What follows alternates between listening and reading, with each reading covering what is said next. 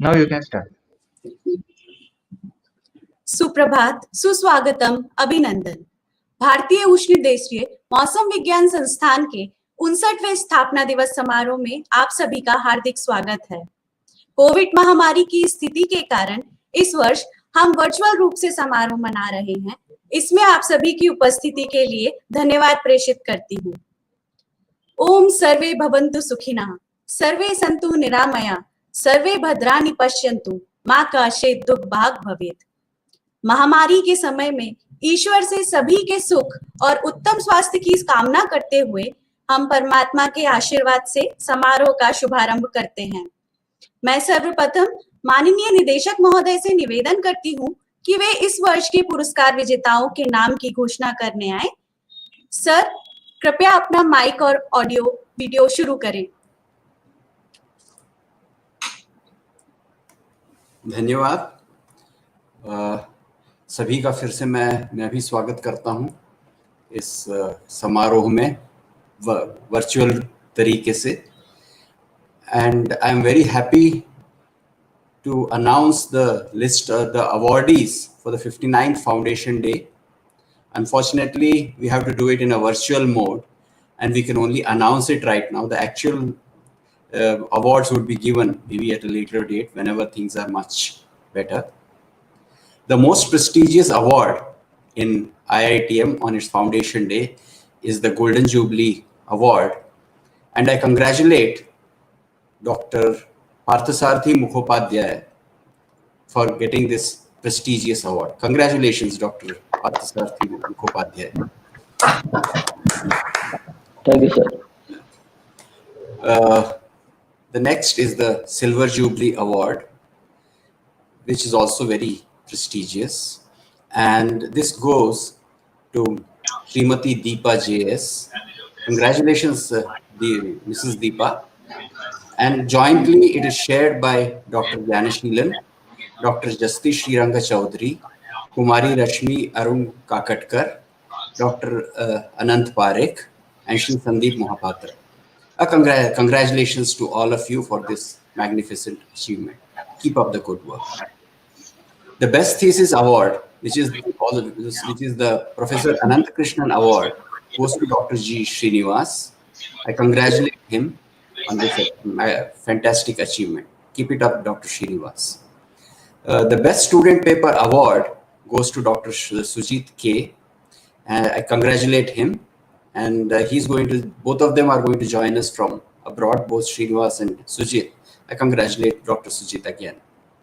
The Best Student IITM JRF for the course of 2019-2020 is jointly shared by Shri Sumit Kumar Mukherjee and Shri Rakesh S. Congratulations to both of you. We have very high hopes and we hope you kind of shine much more brightly. You're already shining very well. I hope you'll come up and shine brightly and make IITM more famous in the days to come. You are the future of IITM.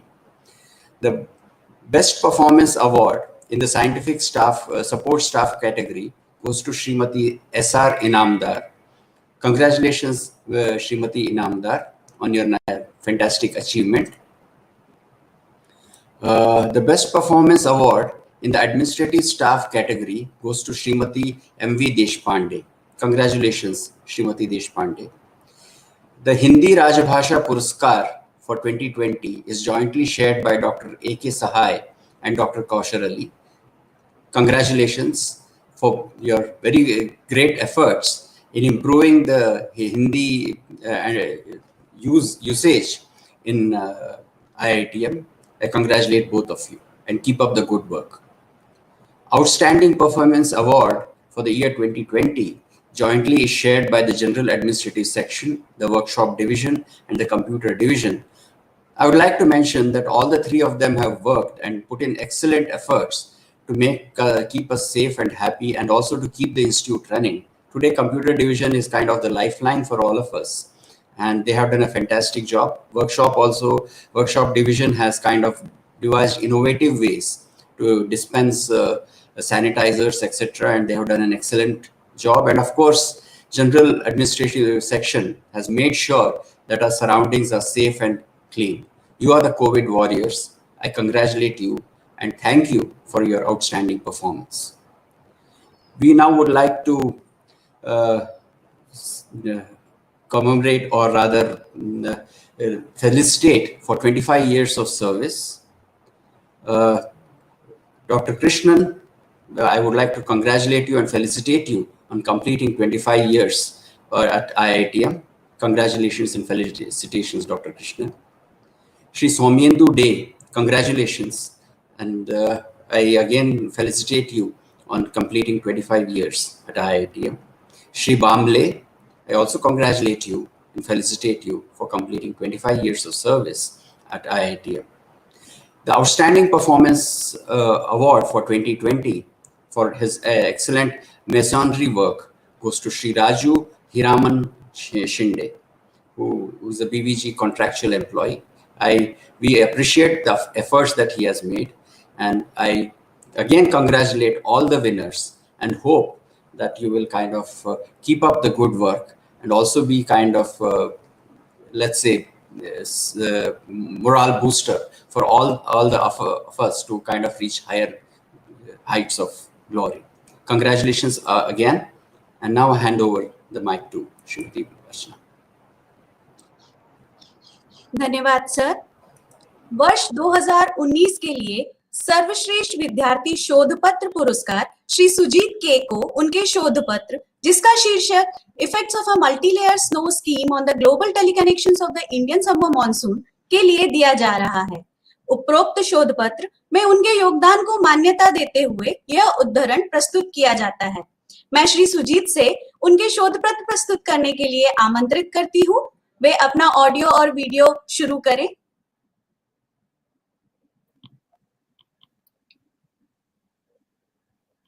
Thank you. Can I share my screen?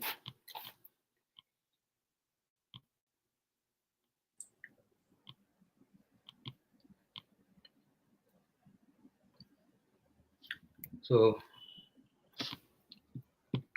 can you see the slide? Yes. Yeah, thank you.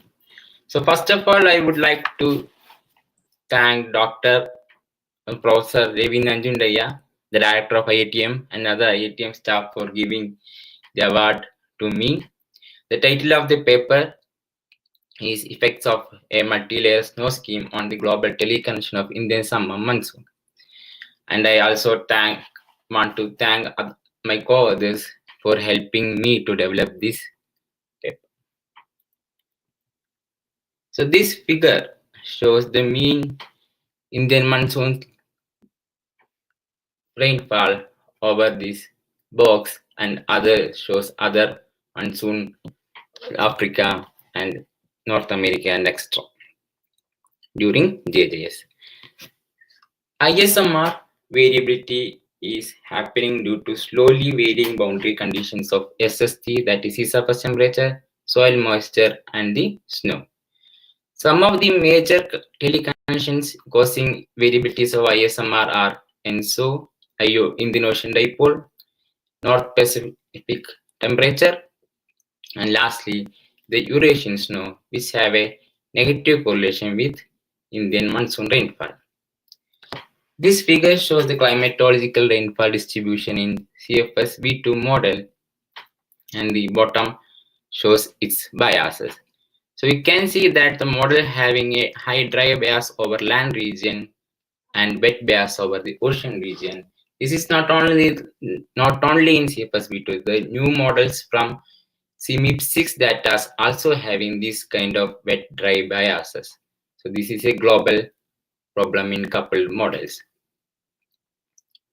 So I already shown you that the Eurasian snow have a negative effect in the monsoon rainfall. Let's see how the snow depth is stimulated in CFS V2. So the top panels here show the CFS V2 simulation of snow depth. You can see that in accumulation phase, that is October to December, and maximum phase, that is January to March, and the melting phase, that is April to June, have a high snow in the simulation of CFS V2. So we change the model, land surface model, to a multi-layer snow with intermediate complex snow physics instead of a bulk snow layer. So this incorporation of new multi-layer snow scheme in CFSV2, you can see that the reduction in all three phases in the positive snow bias. So there are still remaining is mainly because of albedo and other atmospheric coupled processes. So the reduction in snow is happened a increase in rainfall. This figure shows new minus old, that is new with new snow scheme minus with old snow scheme. You can see an increase of 2 millimeter per day rainfall over the monsoon land region. So this paper we are addressing how the global technique connections help to improve this land surface precipitation. So precipitation on the land surface.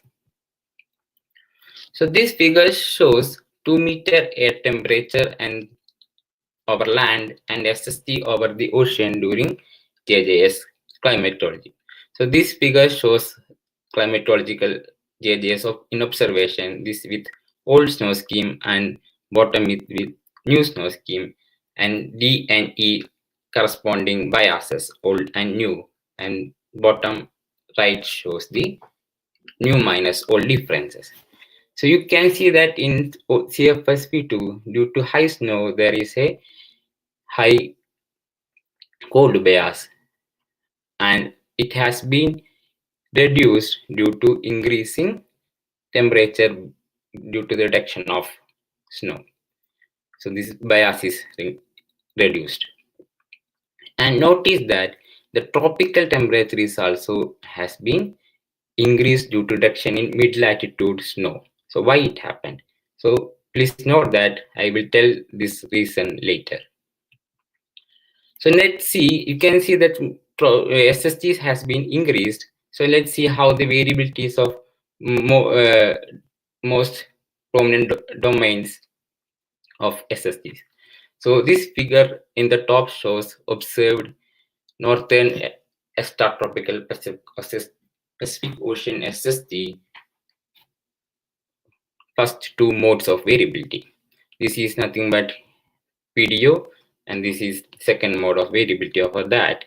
So in CFS, you can see that is highly overestimated, and in second mode, you can see dipole kind of a structure, which is nothing similar to the observation.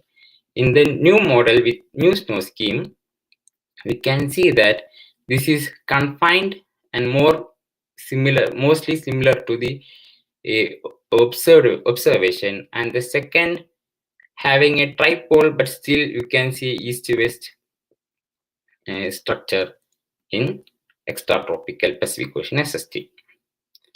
Now let's see the tropical SST of Pacific.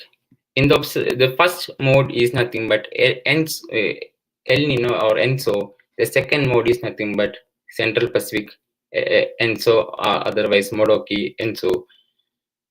And in the old CFSV2, has been really narrowed, and in second mode it is really spreaded pattern. In new CFSV2, you can see that it has been broadened and very well captured, and the Modoki mode or the Central Pacific mode is confined to the equator as seen in the observation. So now let's see the tropical Indian Ocean SST. So the first mode is nothing but basin wave warming, and second is dipole Indian Ocean dipole structure. So in CFS beta with single layer snow having a both having a dipole kind of a structure, but in new CFS beta with new snow scheme, you can see the emergence of basin wave warming, but as a second mode, but it is emerging. So few other improvement will help to become first mode. So you can see that SSD is improved and other tropical modes, and if the tropical mode has been improved in SSDs, so this will help to improve the teleconnection. So the top panel shows the correlation of a land ISMR with 2-meter temperature over the land and SSD over the ocean, and the regression of 850 millibar wind. You can see the teleconnection of ENSO and weak positive with IOD, and you can see a correlation with video region.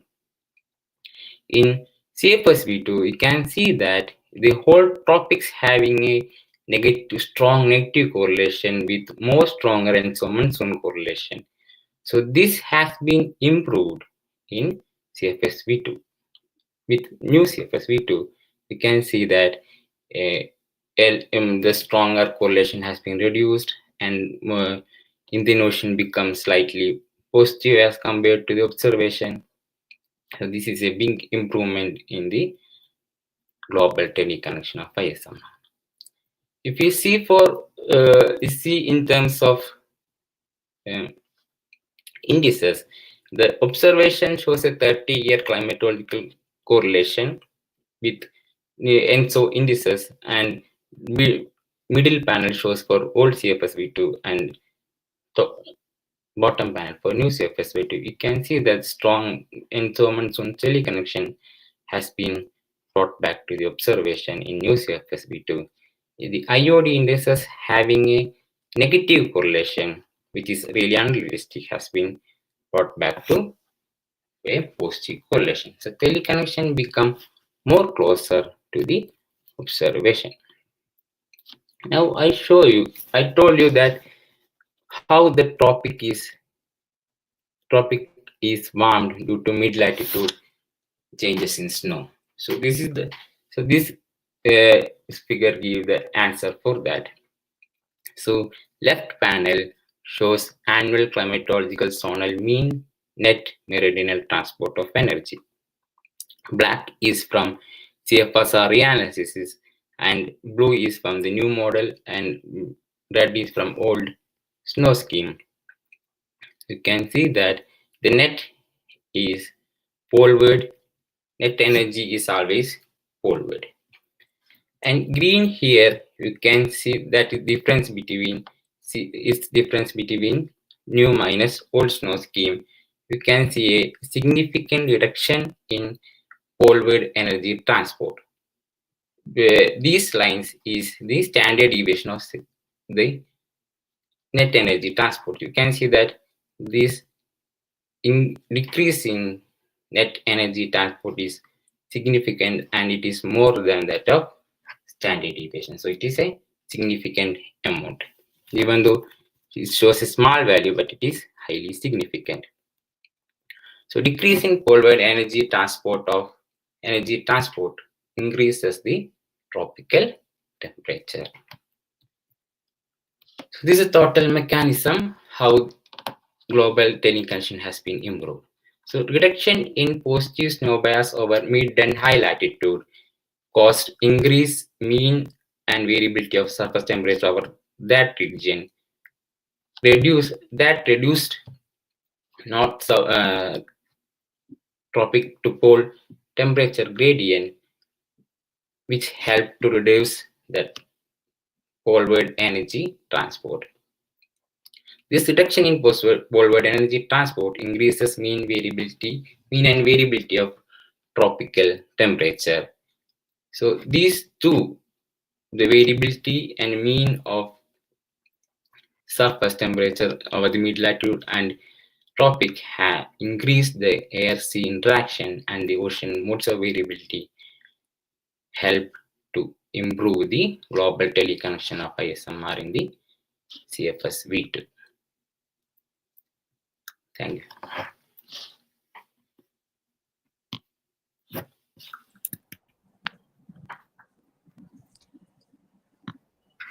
धन्यवाद Sujit. Yeah. वर्ष 2019 के लिए professor are Anant Krishnan award PhD thesis जिसका शीर्षक है impact of Pacific and Atlantic mode on Indian summer monsoon variability and Indian ocean climate के लिए श्री जी श्रीनिवास को प्रदान किया जा रहा है। श्रीनिवास, कृपया अपना माइक एंड वीडियो शुरू करें और अपनी प्रस्तुति दें।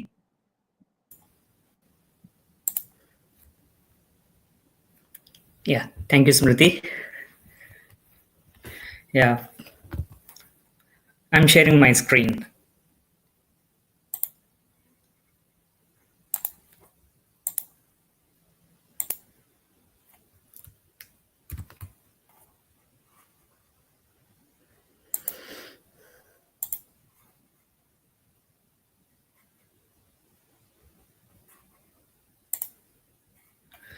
First of all, I would like to thank Professor Ravindran Jandaya, Director IITM, and Selection Committee for the award. So, I'm going to present the Best Thesis Award. Thesis title is Impact of Pacific and Atlantic Modes on Indian Summer Monsoon Variability and Indian Ocean Climate. This आपका screen नहीं दिख रहा है।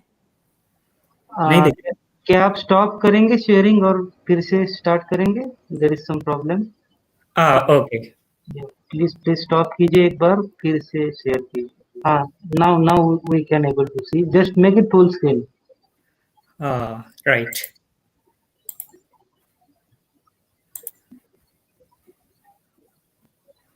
Are you able to see now full screen? No, I think so. There is some problem with full screen.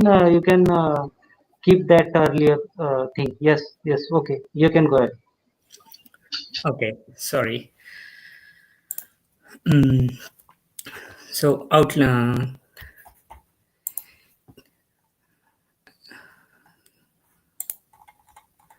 So thesis contains 6 chapters. Chapter 1 deals about the introduction to the study. From chapter 2 to chapter 5 mainly talks about the objectives of the thesis. And chapter 6 summarizes the thesis and thesis highlights. The major findings from the thesis. For the first time, the impact of differences in decaying phase of El Nino on Indian summer monsoon rainfall is studied. Based on the long-term SST data, we have classified El Nino decay into 3 categories: early decay, mid-summer decay, and no decay. So it is noted that during normal and during early decay years, Indian summer monsoon rainfall is above normal or excess, whereas during mid-summer decay, it is ISMR rainfall is normal, and during no decay years, ISM rainfall is normal or deficient. So many CMFI models are able to capture the differences in decaying phase of El Nino reasonably well. For better representation of differences in decay phase of El Nino and monsoon rainfall teleconnections, the large-scale air-sea interactions process must be improved in the CMFI models. Further, the dominant mode of low-level circulation over Western North Pacific is the Pacific-Japan pattern, and its influence on ISM rainfall is addressed. This is the first of its kind. The PJ pattern enhances the rainfall over southern and northern parts of India. The northwestward propagating Rossby wave, in response to intensified convection over the maritime continent and reinforced by low-level convergence, increases the rainfall over southern peninsular India. This coupled nature via interbasin feedback between the PJ pattern and NIO are confirmed using a coupled model sensitivity experiment. These results are important in identifying new sources of ISM variability on the interannual timescales. Further, the influence of Atlantic Nino on ISM rainfall is explored and proposed unrevealing pathways. This study is first of its kind that shows the Atlantic Nino warming modulates the Asian jet through the wave train in the mid-latitudes. The positive geopotential height anomaly from the meridional stationary wave reduces the Asian jet owing to the reduction in upper troposphere divergence towards the Indian subcontinent and causes the above normal rainfall in northeastern India, rain below normal rain in northwest of India. So these results are confirmed from the coupled model sensitivity experiments. Further, the impact of Atlantic and Pacific climatic modes on Indian Ocean surface and subsurface temperature in CFSV2 model and their role on Indian summer monsoon rainfall is explored. So these are the major findings from this thesis. Now I'm going to give brief details about each chapter. Chapter 1 is the introduction to the study. So in this chapter, I have introduced the major climatic modes in the tropical ocean basins from Pacific Ocean, Atlantic, and Indian Ocean. So first of all, the Indian summer monsoon displays a significant temporal and spatial variations, and it is sensitive to both local and remote forcing. El Nino Southern Oscillation and Indian Ocean Dipole are the major climate modes which alter the atmospheric circulation over the tropical Indian Ocean and Western North Pacific region, influences the ISM rainfall. In general, El Nino developing phase exhibits large impact on ISM rainfall. Other than El Nino developing phase, recent studies highlighted that the impact of El Nino decay on Indian summer monsoon rainfall through TIO SST warming and Northwest Pacific circulation. Similar to the Pacific, the Atlantic Ocean have a significant impact on Indian summer monsoon rainfall. A warm tropical Atlantic Ocean forces a Gil monsoon type quadrupole response with a low-level anticyclone located over India, which weakens the Indian summer monsoon rainfall, and opposite vice versa during cold phase of Atlantic Nino. So the tropical Indian Ocean is linked to the seasonal and inter-seasonal variability of Indian summer monsoon rainfall, and it modulates the monsoon relation with ENSO and on interannual to decadal timescales. Further, the subsurface temperature of the Indian Ocean plays a major role in modulating the air-sea interaction processes over the Indo-Pacific region. So based on this above discussion, it is clear that the impact of tropical Pacific and Atlantic SST and circulation modes on Asian summer monsoon and Indian Ocean climate variability is a complex problem and yet to be understood. Especially the El Nino decay, the PJ pattern, and the Atlantic Nino teleconnections to Indian summer monsoon and Indian Ocean climate needs to be explored. So with this literature survey and gaps, I have formulated the PhD objectives as follows. First objective is to study the impact of differences in decaying phase of El Nino on Indian summer monsoon rainfall in observations and coupled models. And the second objective is to investigate the influence of PJ pattern teleconnection on Indian summer monsoon rainfall. Third objective is to examine the role of Atlantic Nino in modulating the Indian summer monsoon rainfall and identifying the new pathways. And the last objective is to study the impact of these climate modes on tropical Indian Ocean surface and subsurface temperature biases in a coupled model. So chapter 2, the impact of differences in decaying phase of El Nino on South Asian summer monsoon rainfall in observations and CMFI models. So it is well known that ENSO is the globally dominating interannual mode of climate variability, and it affects the vast regions of tropics and the surrounding land masses. Recently, Lee et al. 2007 pointed out that rapid and short decaying phase tends to present with a strong El Nino, while the slow and the long decaying phase tends to appear with the moderate El Nino. So this suggests that the variations in the decaying phase of El Nino are likely to be produce large differences in circulation over the Indo-Western Pacific region. So, however, none of the previous studies examined the impact of variations in the decay phase of El Nino on ISM rainfall. So, it is important to examine how the circulation changes over Indo-Western Pacific region induced by different El Nino decays influence on ISM rainfall and TIO warming SST. So for this study, based on nearly 142 years of observed SST, we have classified, based on the 40 El Nino events, we have classified the El Nino decay into three categories with respect to ISM Indian summer monsoon season.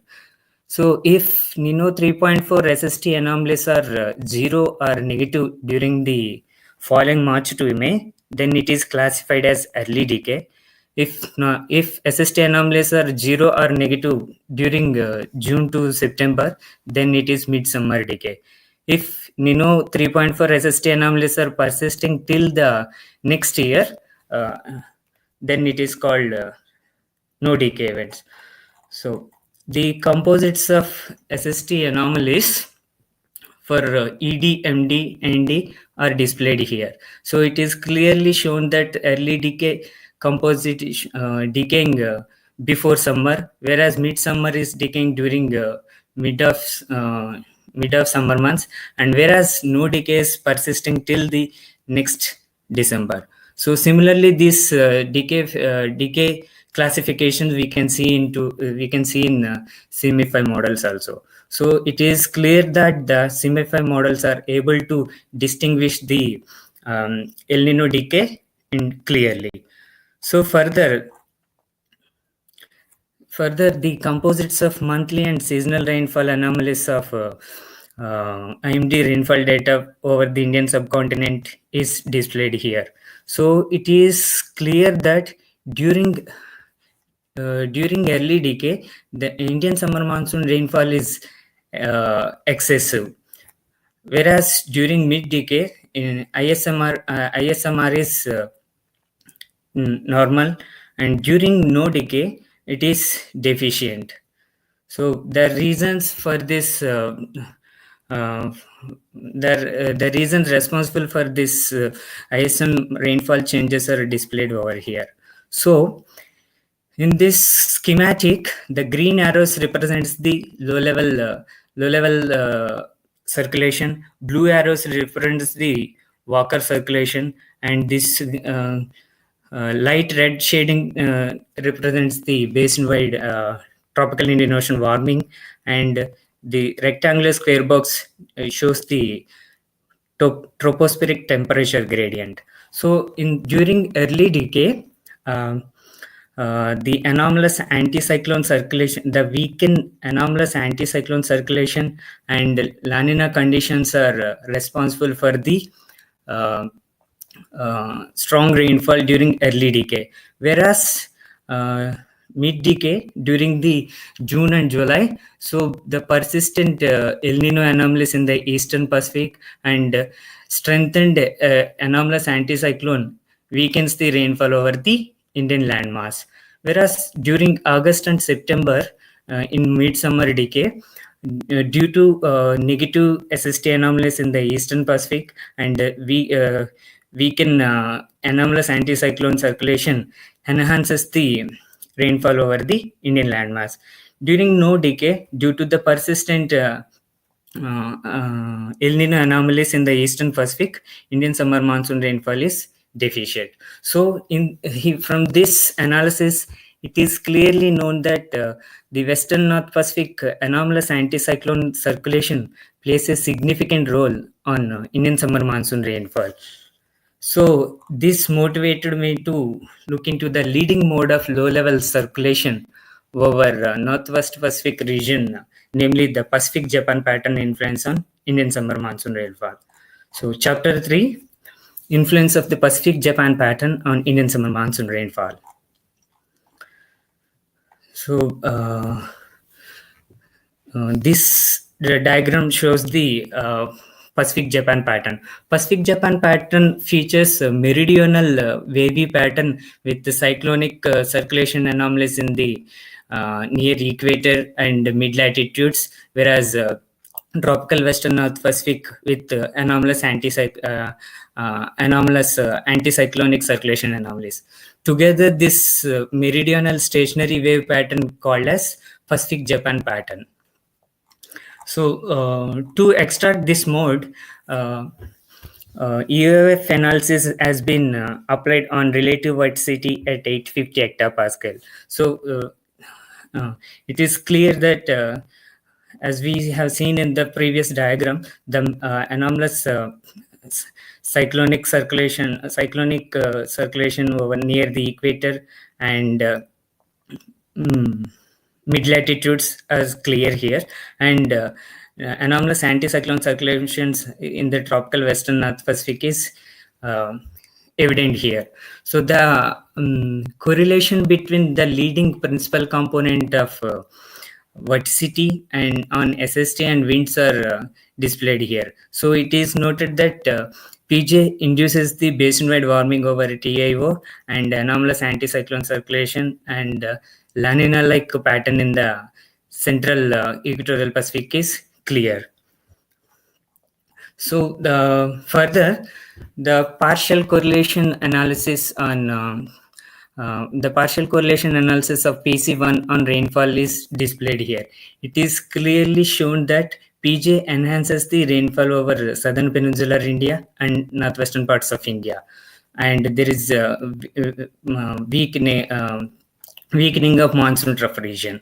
So the region for this enhancement of rainfall is mainly due to the northwestward propagating Rossby wave in response to anomalous convection over the maritime continent, corroborated with the low-level convergence in the southern flank of westwardly extended tropical western North Pacific anticyclone, increases the rainfall over southern parts of India.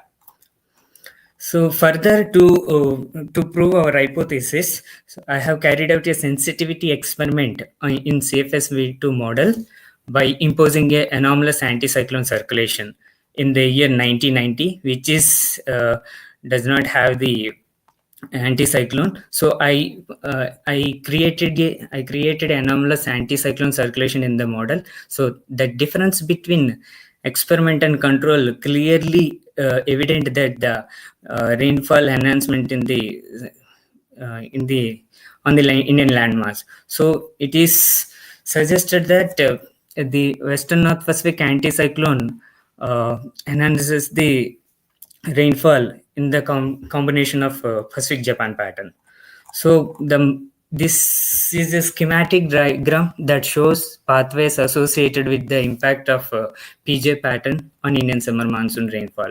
This elliptical circle represents the anomalous anticyclone and the cyclonic circulation over there. So when westward propagating warm Rossby wave enhances the rainfall over the southern parts of India, and whereas westward propagating cold Rossby wave reduces the rainfall in the monsoon trough region. So these results are important to identify new sources of ISM variability on the interannual timescales. So this is the summary for this chapter. So it is clear that Pacific climate modes influences the ISM rainfall, and in the next chapter, I'm going to look into the Atlantic Ocean SST mode impact on Indian summer monsoon rainfall. So chapter 4, Atlantic Nino modulation of the Indian summer monsoon rainfall through Asian jet. So it is known that Atlantic Nino primarily peaks during boreal sun months, as same as Indian monsoon rainfall. So recent study by Yadav 2015 suggested that Indian summer monsoon rainfall could be influenced by eastern equatorial Atlantic SST via Eurasian waves as the atmospheric bridge. The intensified ITCZ over the Atlantic and Western Africa due to positive SST anomaly generates meridional stationary wave over North Africa and Europe. However, the mid-latitude pathways that connects the Atlantic Nino on Indian summer monsoon rainfall through Asian jet has not been explored. So in this study, our focus is to examine the teleconnections between Atlantic Nino and ISM rainfall through Asian jet. So this figure shows the leading mode of tropical Atlantic SST is displayed. It is clearly evident that Atlantic Nino. The correlation between leading principal component of Atlantic Nino on Indian summer monsoon rainfall is displayed here. So this is partial correlation coefficient between Atlantic Nino and Indian summer monsoon rainfall by suppressing the Nino 3.4 region. So it is clearly evident that Atlantic Nino enhances the rainfall over northeastern parts of India, whereas it suppresses the rainfall over northwestern parts of India. Similarly, the correlation, the partial correlation between Nino 3.4 and Indian summer monsoon rainfall by suppressing the Atlantic Nino. So Nino 3.4 influences the Indian summer monsoon rainfall by suppressing in the southern peninsular India and northern parts of India. So the reason for this change, the reason for these teleconnections are explored here. So this is a correlation between Atlantic Nino and 200 hectopascal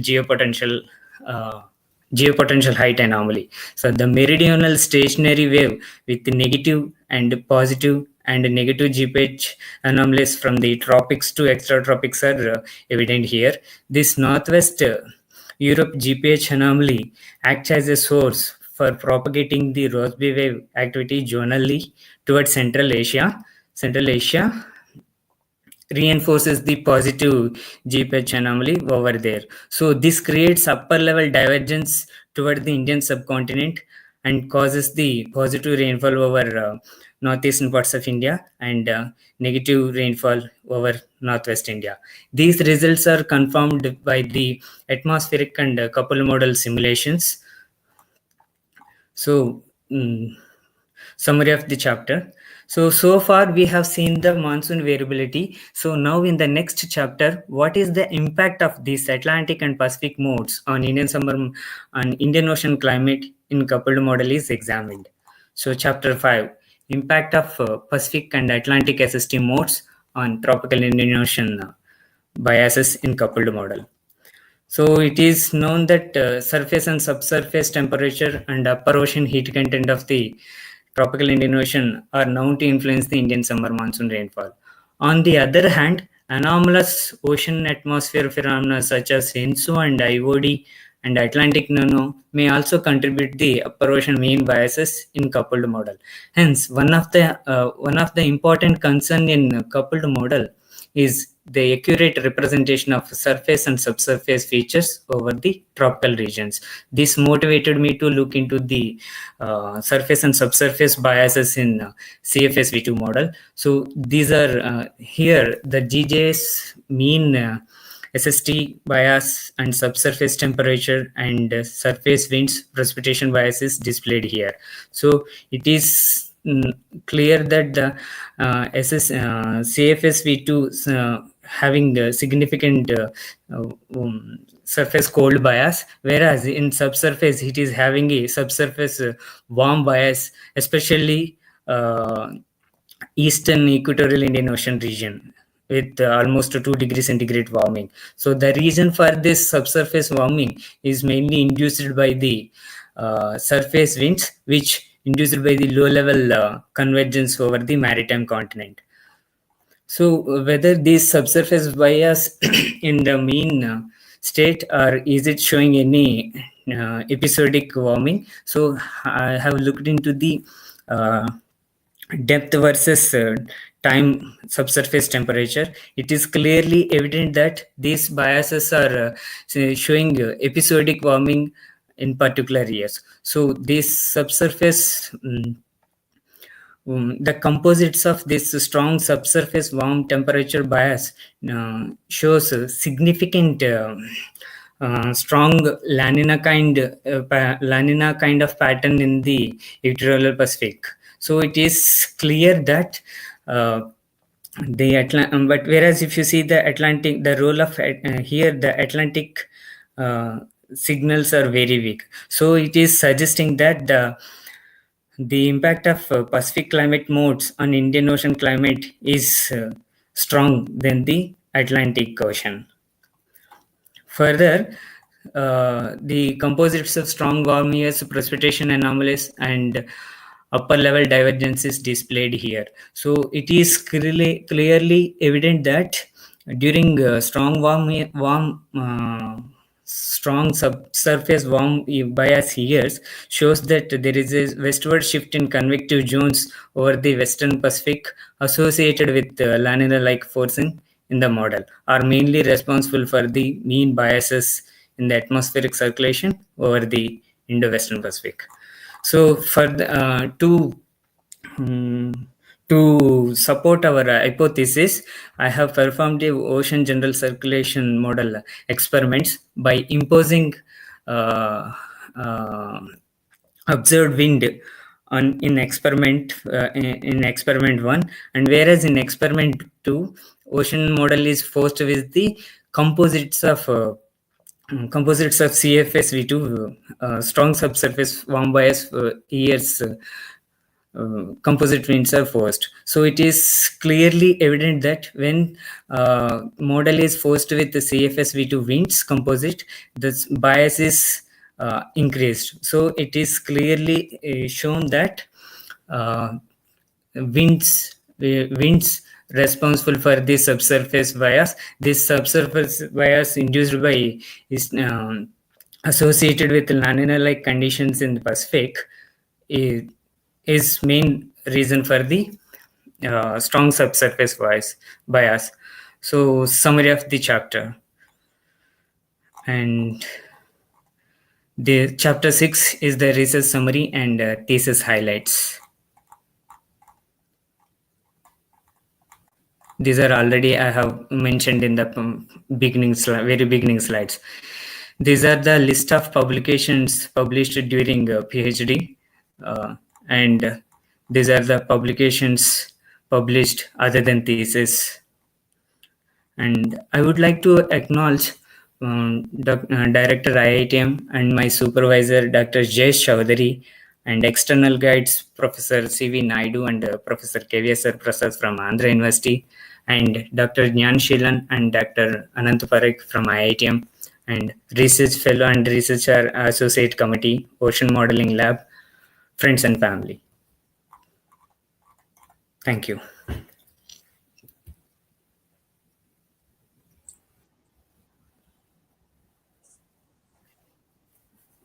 धन्यवाद श्रीनिवास।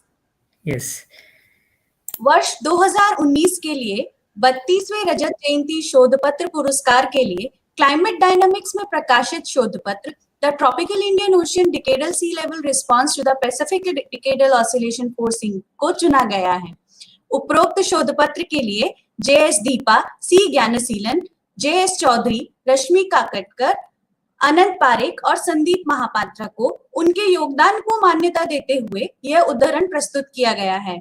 इस शोध पत्र की प्रस्तुति के लिए मैं श्रीमती दीपा को आमंत्रित करती हूँ। वे अपना माइक और वीडियो शुरू करें। Thank you, Smriti. Good morning, everyone. First of all, I thank the Director IITM and the committee members for selecting this paper for the Silver Jubilee Award. I also thank all the co-authors of this paper for their contributions, especially Dr. Nyanshilan for his guidance throughout this paper work. Now I will go to the paper.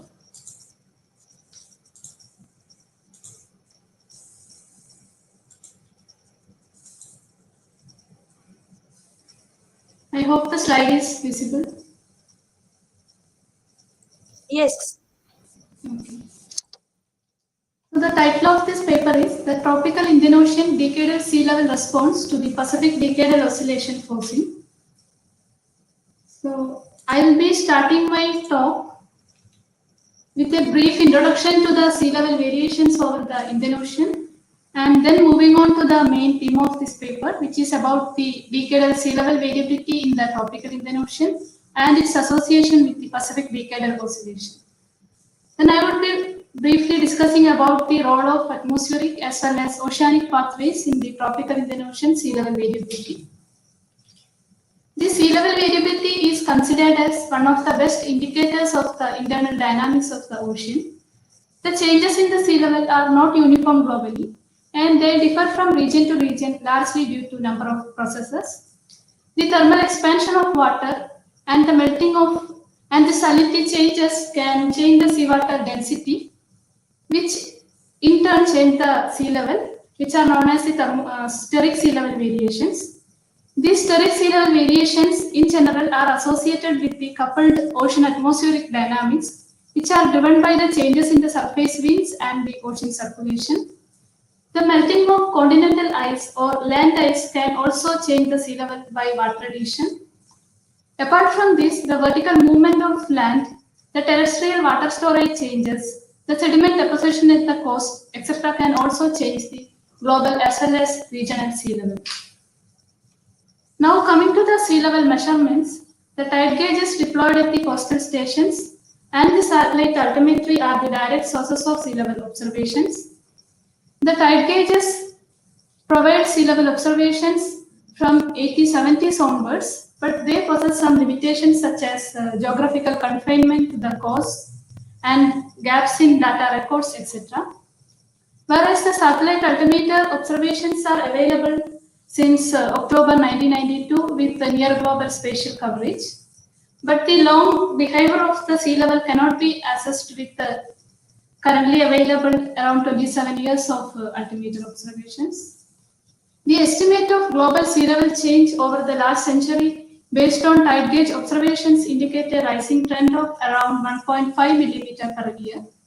Whereas the altimeter observations since 1993 indicate a global sea level rise of 3.2 millimeter per year, which is significantly a high rate compared to that in the last century.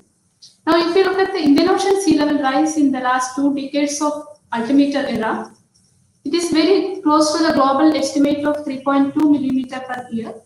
And this raises high concern as Indian Ocean is surrounded by a number of low-lying islands and highly populated coastal regions. Hence, the understanding of sea level variability in the Indian Ocean is essential in the context of its high socio-economic impacts. Here, the tide gauge observed sea level anomalies along the coast of India and along the coast of other Indian Ocean rim countries are shown. It is important to mention here that some of the stations, such as Mumbai, which is located along the western coast of India, and Fremantle along the West Australian coast, have tide gauge observations for more than 100 years of period. The trends at all these stations are indicated by the red lines. So we can see that almost all the tide gauge stations indicate rising sea levels, and some stations like Diamond Harbour, which is located near Kolkata, indicate even very steep increase. So this is the sea level trend picture based on station data. Now, if we look at the spatial sea level trend pattern from the reanalysis product ORS4 for the period 1958 to 2017, we can see that in the Indian Ocean, regions such as Bay of Bengal, Eastern Equatorial Indian Ocean region, and the Southern Subtropical Indian Ocean regions indicate rising sea level, whereas the region in the Southwestern Tropical Indian Ocean exhibits sea level fall. The analysis by Hanetol 2010 based on the HICO model for the period 1961 to 2008 also indicated similar trend patterns in the Indian Ocean. They attributed the sea level low over this region to the changes in surface winds, which are in turn affected by the changes in the Indian Ocean Hadley and Walker cells. So this is about the long-term sea level trends in the Indian Ocean.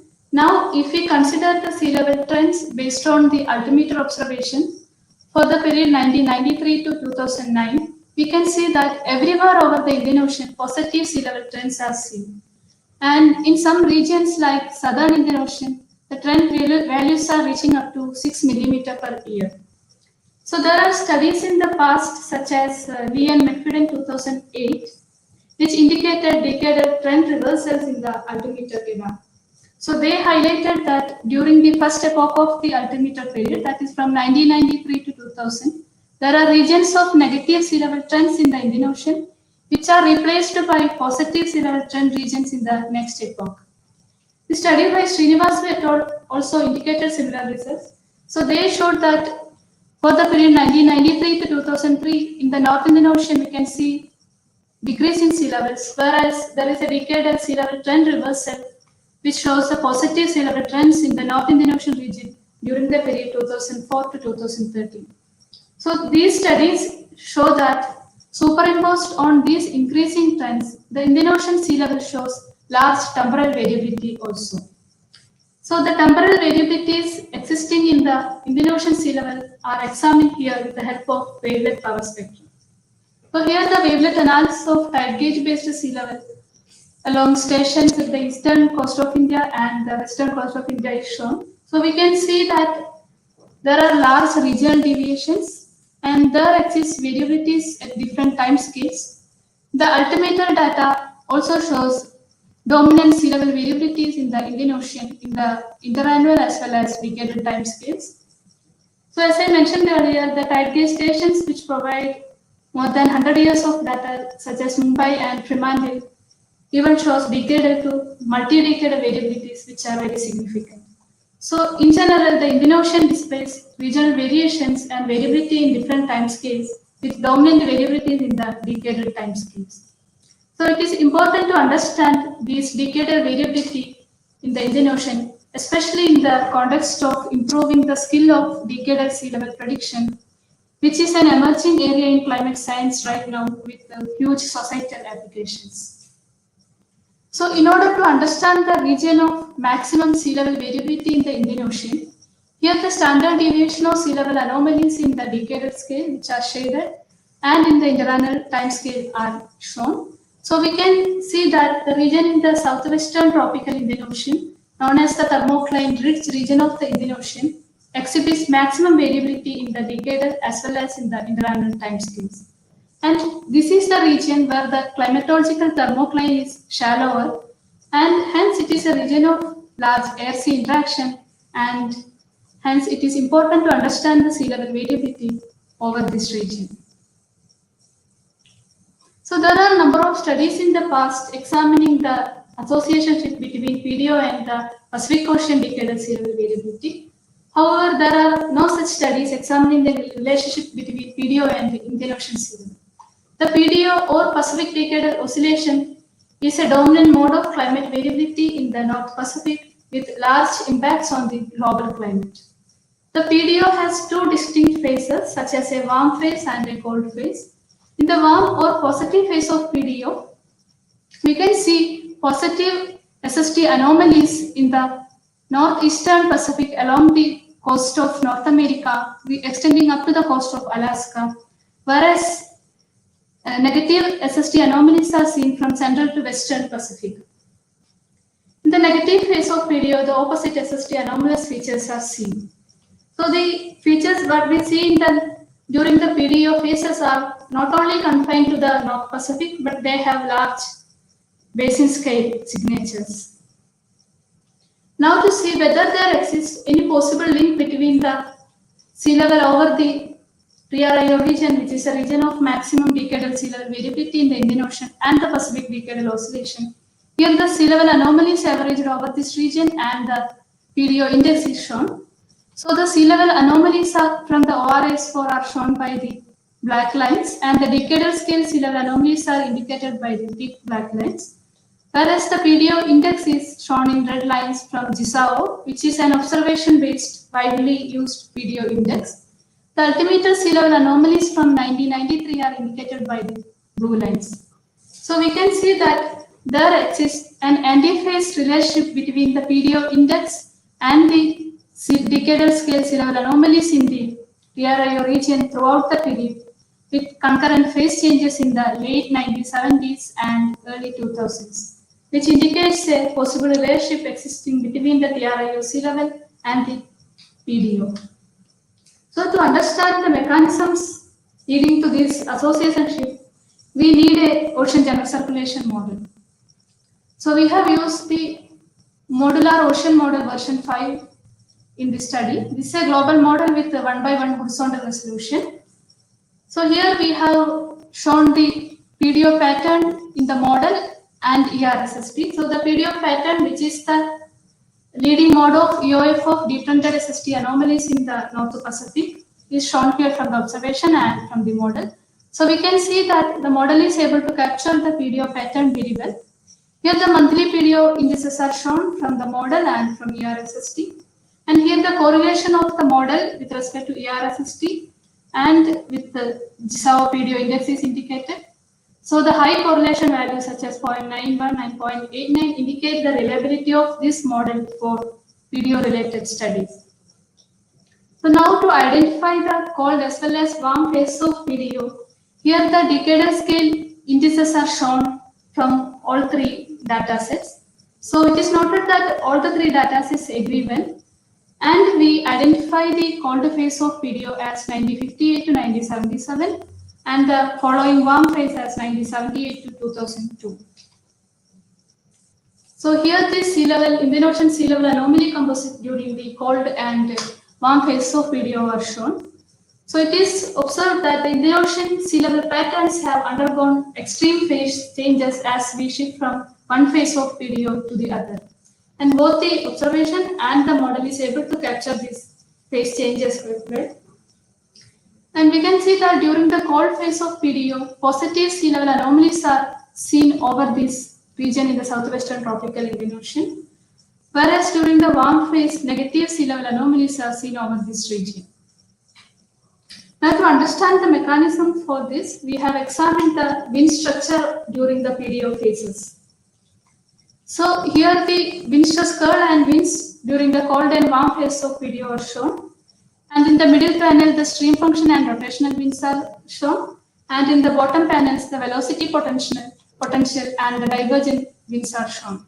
So we can see that during the cold phase of PDO, in the equatorial Indian Ocean, easterly wind anomalies are seen. Whereas during the warm phase of PDO, we can see strong westerly wind anomalies over this region.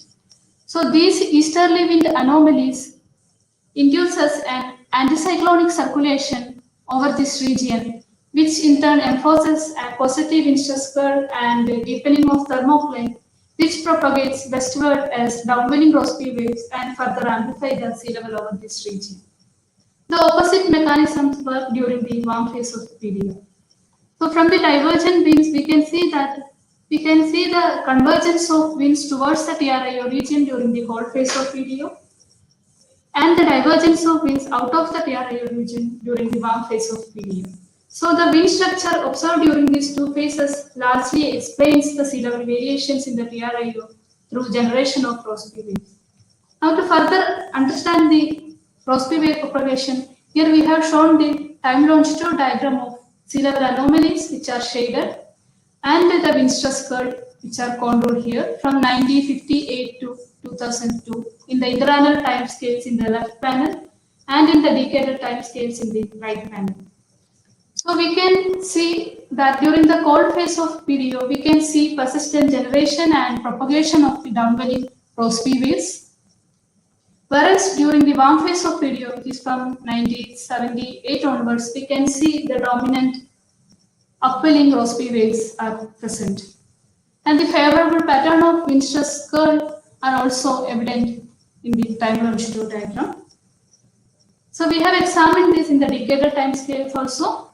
So it is very interesting to see that in addition to the sea level anomalies, the wind stress curves also exhibit decadal variations, with the positive wind stress curve supporting the downwelling during the cold phase of PDO and the negative wind stress curve anomalies supporting the upwelling during the warm phase of PDO. So now to see the origin of easterlies seen during the cold phase of PDO and the westerlies seen during the warm phase of PDO. Here we have examined the Walker cell structure. Here the anomalous Walker cell over the Indo-Pacific is shown as a difference between the cold and warm phases. So we can see large modulations in the Walker cell structure. Here the Walker cell over the Indian Ocean during the equatorial Indian Ocean during the cold phase and warm phase is shown. So during the cold phase of PDO, we can see the typical Walker cell with the convection in the eastern equatorial Indian Ocean region, whereas during warm phase, we can see subsidence over the same region. So this shows that the PDO influences the surface winds through atmospheric teleconnection by modulating the Walker cell adjustments. Now to further strengthen our results, here we have examined the long-term winds from 20th century analysis for the period 1900 to 2012. Here the regression of winds on PDO index is shown in the decadal time scales. So in the left panel, the wind stress curve and the vector winds are shown. In the right panels, the stream function and the rotational winds are shown. And here the velocity potential and the divergent winds are shown. So we can see that during the positive phase of PDO, the TRIO is characterized by stronger positive stream function and anomalous cyclonic rotation. So this shows that this associated anomalous negative wind stress curve drives the sea level fall over this TRIO. So the long-term winds also support the wind-driven changes over the TRIO region. So in addition to the atmospheric pathways, the oceanic pathways can also influence the sea level over the Indian Ocean region. So the oceanic channel or the Indian Ocean through flow is a low latitude connection between the tropical Pacific to the tropical Indian Ocean, which transports warm water from the Pacific to the Indian Ocean. So the direct estimates of ITF based on instant observations for the period 2004 to 2006 indicate a net transport of 15 cedro from Pacific to the Indian Ocean through 3 major straits. So to see the role of oceanic pathways in affecting the sea level variations over the TRIO region, we have carried out a couple of model sensitivity experiments. So in the control experiment, we have applied the internally varying forcing everywhere over the ocean. So the control contains the complete processes of the ocean, both internally generated as well as remotely forced. So this is a kind of reference experiment. In NYFPO, the climatological or the nonlinear forcing is applied over the Pacific, whereas the internally varying forcing is applied everywhere else. So in NYFPO, the variabilities that are of Pacific origin and can be transmitted to the Indian Ocean through the ITF are suppressed. In an additional experiment known as NO-ENSO, the ENSO-related wind components are suppressed from the monthly mean winds. So here the composites of sea level anomalies and upper ocean heat content anomalies during the 2 phases of PDO are shown. So this is during the cold phase of PDO and this is during the warm phase of PDO. So the heat content anomalies are shaded and the sea level anomalies are contoured. So the first top panel is from the control experiment and the bottom panel is from NYFPO experiment where the Pacific forcing is suppressed. So we can see that even though the forcing over the Pacific Ocean is controlled, the NYFPO run is able to capture the sea level anomalies over this region and it is very much comparable to the control one. Whereas if you look at the region to the south of 20 degrees south in the Indian Ocean, we can see some changes indicating that ITF variability is influencing the sea level over this region. However, if you look at the heat content anomalies which are shaded here, we do not see much changes. So this shows that the sea level anomalies over this region is unaffected by the decadal variability in the ITF, whereas the region to the south of 20 degrees south is affected by the decadal variability in the ITF. So this further suggests that the role of local wind stress and the wind stress curve are important in modulating the decadal sea level variability in the TRIO region. So to see whether ENSO has any role in the TRIO sea level pattern, here the correlation and partial correlation of PDO index and zonal wind anomalies are shown. The zonal wind anomalies are shaded and the vectors are the wind components. So here the correlation is shown. Here the partial correlation after suppressing the effects of ENSO is shown. So we can see that after the ENSO effects are suppressed, the PDO induced winds are strengthened. So this we can understand further from this figure where the sea level anomaly composite from the control as well as no-ENSO runs are shown. So the no-ENSO is shaded, no-ENSO is contours and the control is shaded. So we can see that the sea level anomalies over this region is amplified after the ENSO effects are suppressed. So this suggests that the decadal sea level anomaly patterns in the Indian Ocean are most likely induced by the PDO. Now to understand the propagation of waves in these experiments, here we have shown the time evolution of sea level anomalies averaged for the region 12 degrees south to 8 degrees south from ORS4, control, NYFPO and no-ENSO. The interannual scale sea level anomalies are shaded, whereas the decadal scale anomalies are contoured here. So we can see that the control is able to capture the sea level anomaly and related waves very well. And there exists relative consistency among the controlled NYFPO and NONSO experiments, indicating that the oceanic channel is not really playing any significant role in controlling the sea level pattern over the TRAO region. In the interannual scale, however, we can see the radiation of Rossby waves towards this region. However, in the decadal time scale, which are contoured here, we can see these sea level anomalies are originated to the west of 100° east. So this shows that these signals are due to the local atmospheric changes as a response to PDO forcing. And the remote forcing from the Pacific Ocean through ITF is not significant over this region. Now the important question to be asked is whether the TRIO sea level response to PDO is present in the recent epoch also. So this has been examined with the help of altimeter sea level observations. So here the sea level anomaly composites during the altimeter period is shown for the warm phase and the cold phase. So the 1993 to 2002 comes under the long warm phase of PDO, which is 1978 to 2002. And 2003 to 2012 is the recent warm phase of cold phase of PDO. So the sea level anomaly changes in these two epochs are present during the altimeter period also. So as I had mentioned earlier, we have some tide gauge records which provide more than 100 years of observations. So it is important to see whether these tide gauge records show any association with the PDO or whether the tide gauge records indicate any decadal to multi-decadal variability. So here the tide gauge records such as Mumbai, which is along the western coast of India, and Fremantle along the West Australian coast are considered.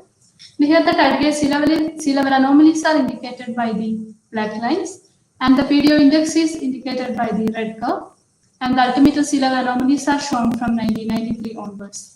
So we can see that first of all the tide gauge records indicate dominant decadal variations, and there exists PDO relationship between the sea level decadal scale sea level variability at the tide gauge records. So we can see significant correlation between the PDO index and the tide gauge sea level anomalies at both of these stations, indicating that the association with the PDO is not only confined to the TRIO region, but it has large spatial extent. So to summarize, the study has established a relationship between the PDO phases and the decadal sea level variability over the tropical Indian Ocean. The large-scale vacuum circulation changes over the tropical Indian Ocean as a response to PDO, and the associated variations in the surface winds and wind stress curve are found to be responsible for the observed decadal sea level variability in the tropical Indian Ocean through propagation of Rossby waves. The model sensitivity experiment conducted in this study indicate that the remote forcing from the Pacific through ITF does not significantly contribute to the decadal sea level variability in the TIO to the north of 20° south, whereas the region to the south of 20° south is modulated by the decadal variability in the ITF. Thus, the present study highlights the need of taking into account of the decadal sea level variations in the Indian Ocean, especially in the context of increasing trends in the Indian Ocean. Thank you.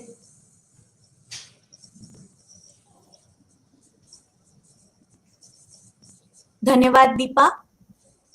मैं माननीय निदेशक professor Ravi Ranjan डैया से अनुरोध करती हूँ कि वे अपना स्वागत संबोधन के लिए माइक एवं वीडियो शुरू करें।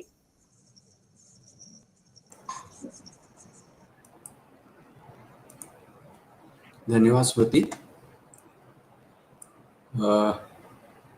Dr. Shailesh Nayak, my fellow colleagues, ladies and gentlemen, boys and girls, it is a pleasure to welcome all of you to the 59th Foundation Day. I would like to convey my best wishes to all of you on this occasion. We are delighted to have with us Dr. Shailesh Nayak as the chief guest for today's function. Dr. Nayak has been a great supporter of our institute. Thanks to his support and encouragement, we have grown into the foremost institute in the field of atmospheric and climate sciences. Thank you, Dr. Nayak, for accepting our invitation to grace this occasion. For the first time, we are having this celebration in a virtual mode. Despite the unprecedented conditions due to COVID pandemic and the consequent lockdown, IITM has moved from strength to strength. Thanks to the support of my colleagues, our institute has continued to work with minimal interruptions. Our essential services, including HPC and networking, have been working almost uninterruptedly despite the severe conditions, which included the personnel to work under quarantine conditions. I thank all of you for this magnificent work. I would like to thank our COVID warriors who kept the institute clean and safe for us to work peacefully. Our forecasts have also continued uninterruptedly, both for weather and air quality, and they are being continuously disseminated to general public. A big thanks to all of you for making this happen. I'm happy to say that in spite of the restricting conditions, our research has continued.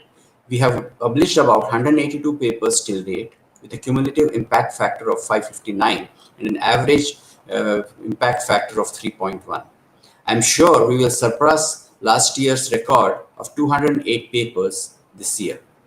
I would now like to talk about a few major achievements during the year 2020. The list is long. I will just enumerate a few of them. Recently, a report to assess the economic benefits of forecasts from models developed under the National Monsoon Mission and the use of high-performing computing facilities was released by Honorable Minister for Earth Sciences, Dr. Harshvardhan. The major highlight is that for every rupee invested, the return on investment over a 5-year period is about rupees 50. A total about rupees 1,000 crores has been invested, and the estimated return is about 50,000 crores. The assessment is only for fisheries and agricultural sector. Combined impact on other sectors could be much more. These models have been developed under the Monsoon Mission program, and the HPC is spearheaded by IITM. This is a matter of great pride and immense satisfaction.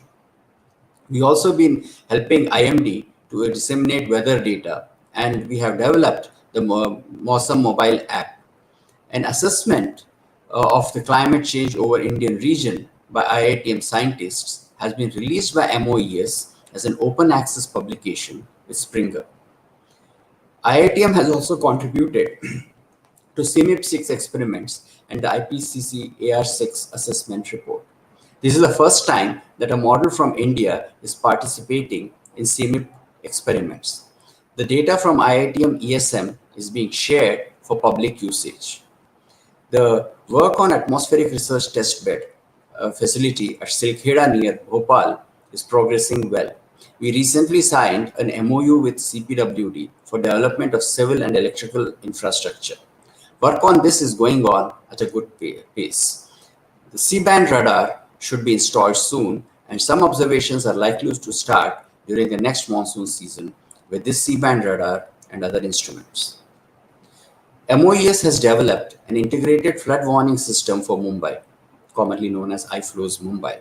It was launched by Honorable Maharashtra Chief Minister Shri Uddhavji Balasaheb Thackeray and the Honorable Union Minister Dr. Harshvardhan on 12th of June 2020. IITM has contributed significantly.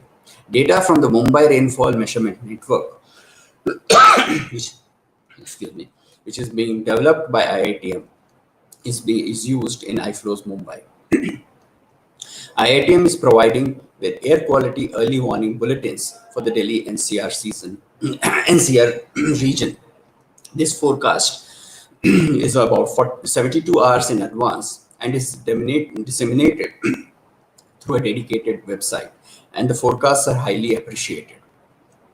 Buoyed by the success of our model development, our scientists have developed a roadmap for IITM model development. This aims towards seamless prediction of monsoon weather and climate during the next decade, that is from 2020 to 2029. Our scientists have also developed a probabilistic early warning health system based on meteorological parameters commonly called as the Climate Health Application Development Product. I'm also happy to inform that the data of short-range and medium-range forecasts are being shared with other international agencies through TIGI. The lightning location network is further expanded across the country by putting up new sensors at different places in Andamans and Andhra Pradesh and Jharkhand. Today, a total of 82 sensors of the lightning location network are installed across the country. All the data is disseminated to the public through the Damini Lightning Alert app, for which we recently launched the iPhone version also. We also developed a lightning prone zone map of India using this data and has been shared with NDMA. IITM has ventured into the new era of a decadal prediction. A decadal prediction system using the IITM ESM is being developed. Our scientists have also looked at the role of air quality on COVID, and it is found that there is a strong correlation between PM 2.5 concentration and COVID-19 mortality. The fifth phase of winter fog experiment was conducted at IGI Airport, New Delhi and Hisar. This experiment on a reduced scale is being conducted this year. A new laboratory named Lower Atmospheric Research using Unmanned Aerial System facility has been established with basic infrastructure at IITM. IITM is now the first government organization to get unique identification number for its UAVs. IITM is now training students for other MOES institutions under the MOES Research Fellow Program, which has been a grand success last year. One of the major achievements during lockdown was the MOES webinar series. This was hosted by IITM on our own servers using open source software. More than 30 lectures were conducted under this series, and each had a viewership in excess of 1,000. Recently, IITM was involved in Vaishvik Bharatiya Vaigyanik Summit, which is a global virtual summit of overseas Indian researchers and academicians. And for the atmospheric and climate horizontal under the Earth Sciences vertical, we hosted the discussions. The 6th International Conference on Climate Services was hosted by IITM and MOES. It was a WMO coordinated event. On the sidelines of this, the South Asia Heat Health Summit was also organized by the Global Health Information Network and IITM. We also conducted the workshop of Weather and Climate Science and Services, WCSSP, of the Indo-UK collaboration. Recently, the Surface Ocean Lower Atmosphere Study of the Indian Ocean meeting was conducted in September 2020. IITM has also celebrated many events of national importance, such as the Swachhata Pakhwada, the Hindi Pakhwada, and the Vigilance Awareness Week. Many of the IITM scientists have attained national and international recognition, and they are rendering human service on various committees of WMO and other organizations. The list is long and numerous, and in interest of time, I will not read out the list of honors. Our success, no doubt, has been due to the unstinting efforts of our scientific, technical, support, and administrative staff. I'm very optimistic that we'll continue our sincere efforts with renewed energy and vigor. We are doing very high quality basic science. I would like to encourage everyone to think of innovative ideas for translating weather and climate science into applications and products that can directly benefit the society. Last but not the least, I would again like to say a big thank you to our COVID warriors who have tirelessly worked to keep our institute environment clean and safe. In this pandemic situation, we should all be vigilant and try our best to protect ourselves, our families, and the society at large from disease and minimize its spread. I request all of you to stay safe and healthy. Jai Hind, Jai Bharat. Dhanyavad.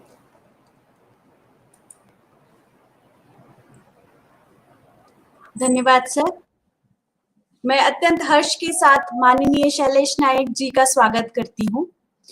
कार्यक्रम की श्रृंखला में मैं संस्थान की स्वर्ण जयंती के उपलक्ष्य में संस्थान की गवर्निंग काउंसिल द्वारा वर्ष 2011 से वायुमंडल, मौसम एवं जलवायु विज्ञान के क्षेत्र में उत्कृष्ट योगदान के लिए द्विवार्षिक स्वर्ण जयंती पुरस्कार प्रस्तुत किया जाता है। इस वर्ष 5वें स्वर्ण जयंती पुरस्कार से डॉक्टर पार्थसारथी मुखोपाध्याय को सम्मानित किया गया है।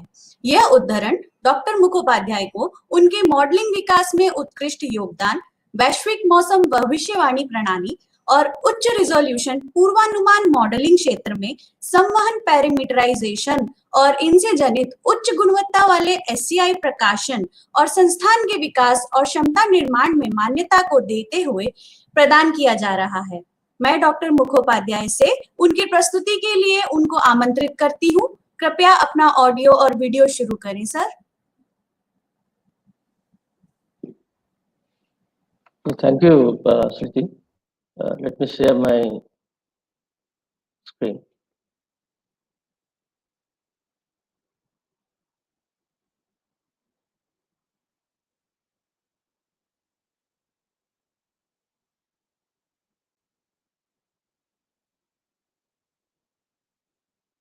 Is it visible now? Yeah, it is visible. Okay.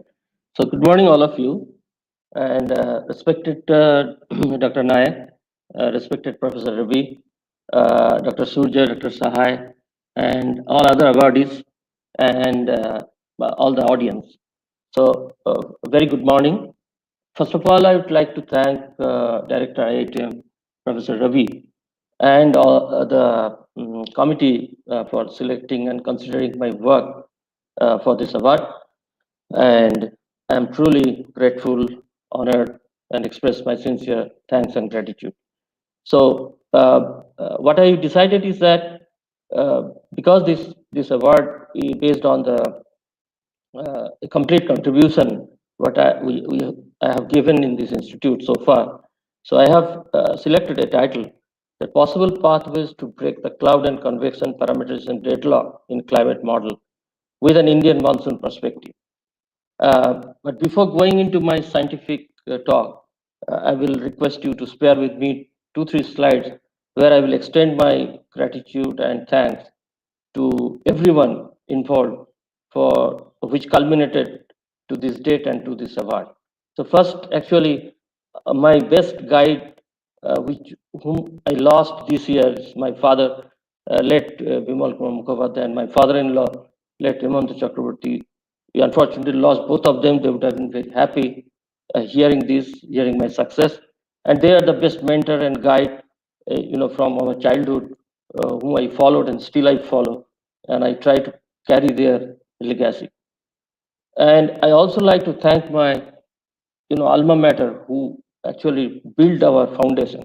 Right from my school, where I studied my 10th standard in Chandanagar Bhangavidyalaya, and then my 12th standard in Kanailal, and then my bachelor's in Ramakrishna Missions with Damandir Belur, which actually shapes our character and values in life.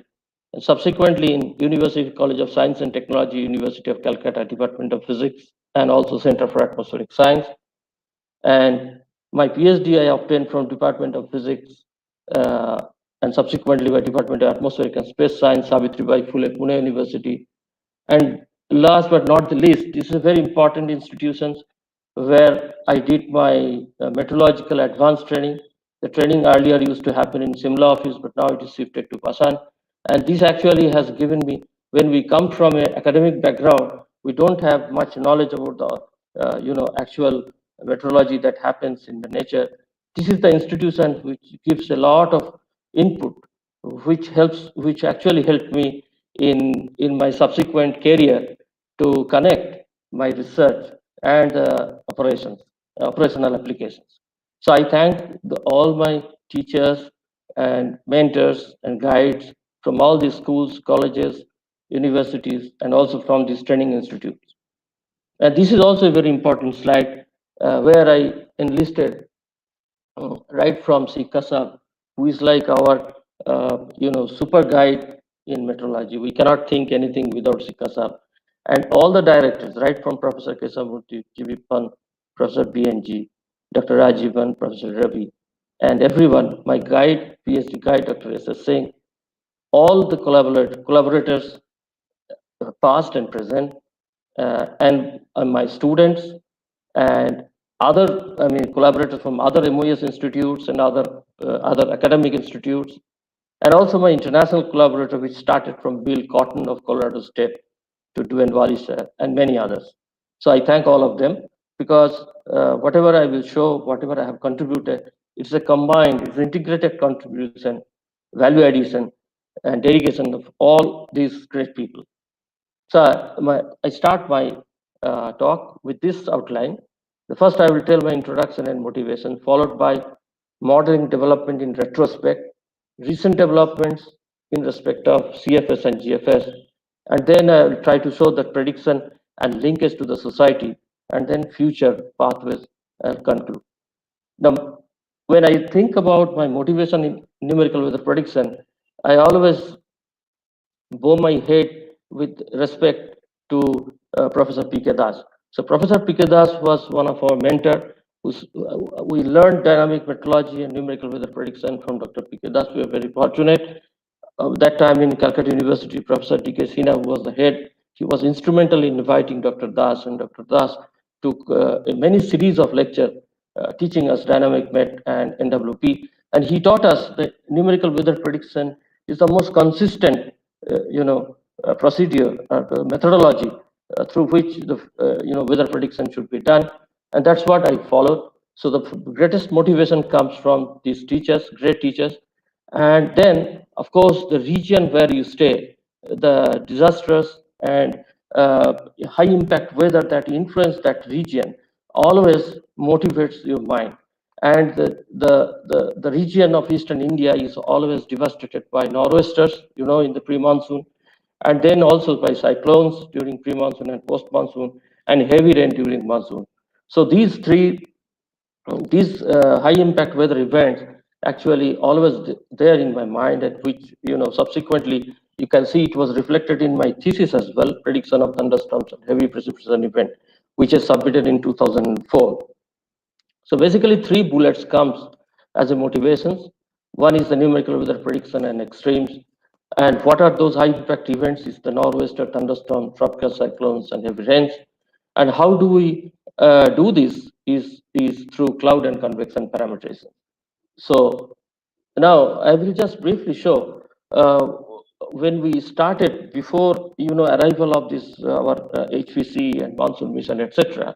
What was the status of global model? You see, this was a paper published in 2009 based on uh, uh, some data of GFS forecast and analysis of 2006. What is plotted here in the right and the left hand side is analysis, which you can see is observation, and the right hand side is the forecast. And what you can see, the upper panel is the 200 hectopascal divergence, and the lower panel is the 800 hectopascal convergence. And while you can see that 200 hectopascal divergence is showing a clear, northward propagations. This is at the time when the monsoon is getting, the onset is happening in the west coast. So it shows a very steady, divergence. And you can see in the lower level there's a convergence that is propagating. But when you come to the forecast, you can see the model is not able to capture it. And what is seen here is the poor representation of vertical advection of zonal wind in the middle atmosphere leads to misrepresentation and further deteriorates the forecast beyond 24 hours. So please keep this in mind that in the year 2009, when we were analyzing the analysis and forecast of 2006, we are not able to get even the large scale 200 hectopascal divergence and 800 hectopascal convergence from GFS. This was the status in the year 2009. Please keep in mind. So you can easily figure out that the reliability on global model was not that very high during those years. So naturally, we were exploring other high resolution mesoscale model. For example, one such model was Advanced Research Prediction System developed by Oklahoma University. And you can see here, this model at least was able to capture at a resolution of not very high that time. We are running higher resolution global model now, but that time this was a high resolution, which is we ran around 30 kilometers. But you can see that the model was able to capture the circulation and the rainfall over the west coast. And we also tried, some high resolution regional model that time using 4-kilometer regional atmospheric modeling systems to simulate thunderstorm and its structure. And we were able to do that. Okay. And you can see here, for example, this was a thunderstorm event of 2003. This was the Calcutta radar. This was the model simulations. This was the satellite image animation. You can see the model while in observations, it is a large scale, what's called a squall line kind of thing that was crossing city of Calcutta. The model was not able to capture the full structure, but it was captured some, blob of cloud which is growing and moving that side, moving northeast. So this regional model was tried mostly for, high impact cases during that time. But then we first, in the year 2010, we got a cluster, Linux cluster. It came for a project. It's called Nimbus, and for the first time, we were able to run WRA for the seven long years. So we took a long run of 2001 and 2007. We were actually struggling to run a 15-kilometer regional model in the year 2010, just to see how the model, simulates the regional climate. We were not able to do that till the time this Nimbus cluster arrived at IITM around 2010. And you can see, first time when we ran this model for 7 years, you can see this is the observations of the northward propagating rainfall. And these are the three different convective parameterizations, Betz, Miller, and Yanich, which is based on an adjustment scheme. And this is a Kane freeze, and this is the Grell. And you can easily make out, you can clearly tell that none of them are realistic compared to the observed northward propagating rainfall. So what is the take-home message from this? That even though the mesoscale models were able to capture events here and there, but when we really see the model mean state, then the model is was not able to reproduce the observation. Now, when we plot the PDF of the different rainfall probability distribution for the same 7-year run, you can see what the model is doing, irrespective of the scheme. The lighter rainfall contribution is underestimated, and the heavier rainfall contribution is overestimated. As a result of that, you see here, the bias there is a huge bias, and so it means that model is overestimating the rain too much. It is not able to capture the real situations. This is the situations with 15-kilometer WRF. So with this background, at the same time, around 2012, 2011, two major things happened. The WCRP Grand Challenge, the white paper by Sadrin Bonnie and Bjorn Steven, my collaborator. So they published a white paper which says that limited understanding of clouds is the major source of uncertainty. It highlights, and it also contributes substantially to persistent biases in model circulation system. This is very important. The WCRP is considering this as a grand challenge in cloud and circulation. As one of the main modulators of heating in the atmosphere, clouds control many other aspects of the climate system. So this was mentioned. One of the identified point of WCRP Grand Challenge was initiative on coupling clouds to circulation. It was led by Dr. P.S.C. Besma and Frierson. And what they emphasized is that their aim is to tackle the parameterization problem through a better understanding of the interaction between cloud, convection, and circulation. And they emphasized that lessons from observations and cloud solving model over large domain should be utilized, and interaction between diabatic heating and large scale dynamics should be studied. So this is this is there in the website of WCRP till today. This was reiterated in the year 2012. And around 2011, we are very fortunate to have this monsoon mission program of MOES, and we got through an MOU, we got this NCEP, CFS, and GFS. And our task from 2011 was to improve the CFS and GFS across the scale. I mean, right from seasonal to medium range. So these two are the basis for the further development that I'm going to show. Also, in the same, in this website, if you go, you will see that they have emphasized that this is the cloud and large scale feedback. And you can see they have shown very clearly that there is not a single cloud. There is a spectrum of cloud, and they don't have similar scale. So there is a spectrum of cloud, and they are multi-scale cloud. So this is a multi-scale cloud and large-scale atmosphere interactions, which was required to be improved, particularly from the point of view of Indian monsoon. And further, there was a subject of WCRP, which was known as towards more reliable model. And in that, they have emphasized four systems as very, very key problems. One is the cloud feedback, another is the cloud, another is the convection, and the precipitation, of course, aerosol. So cloud, convection, precipitation, and cloud feedback was identified by WCRP as one of the most important problem of for model development and improving the model bias.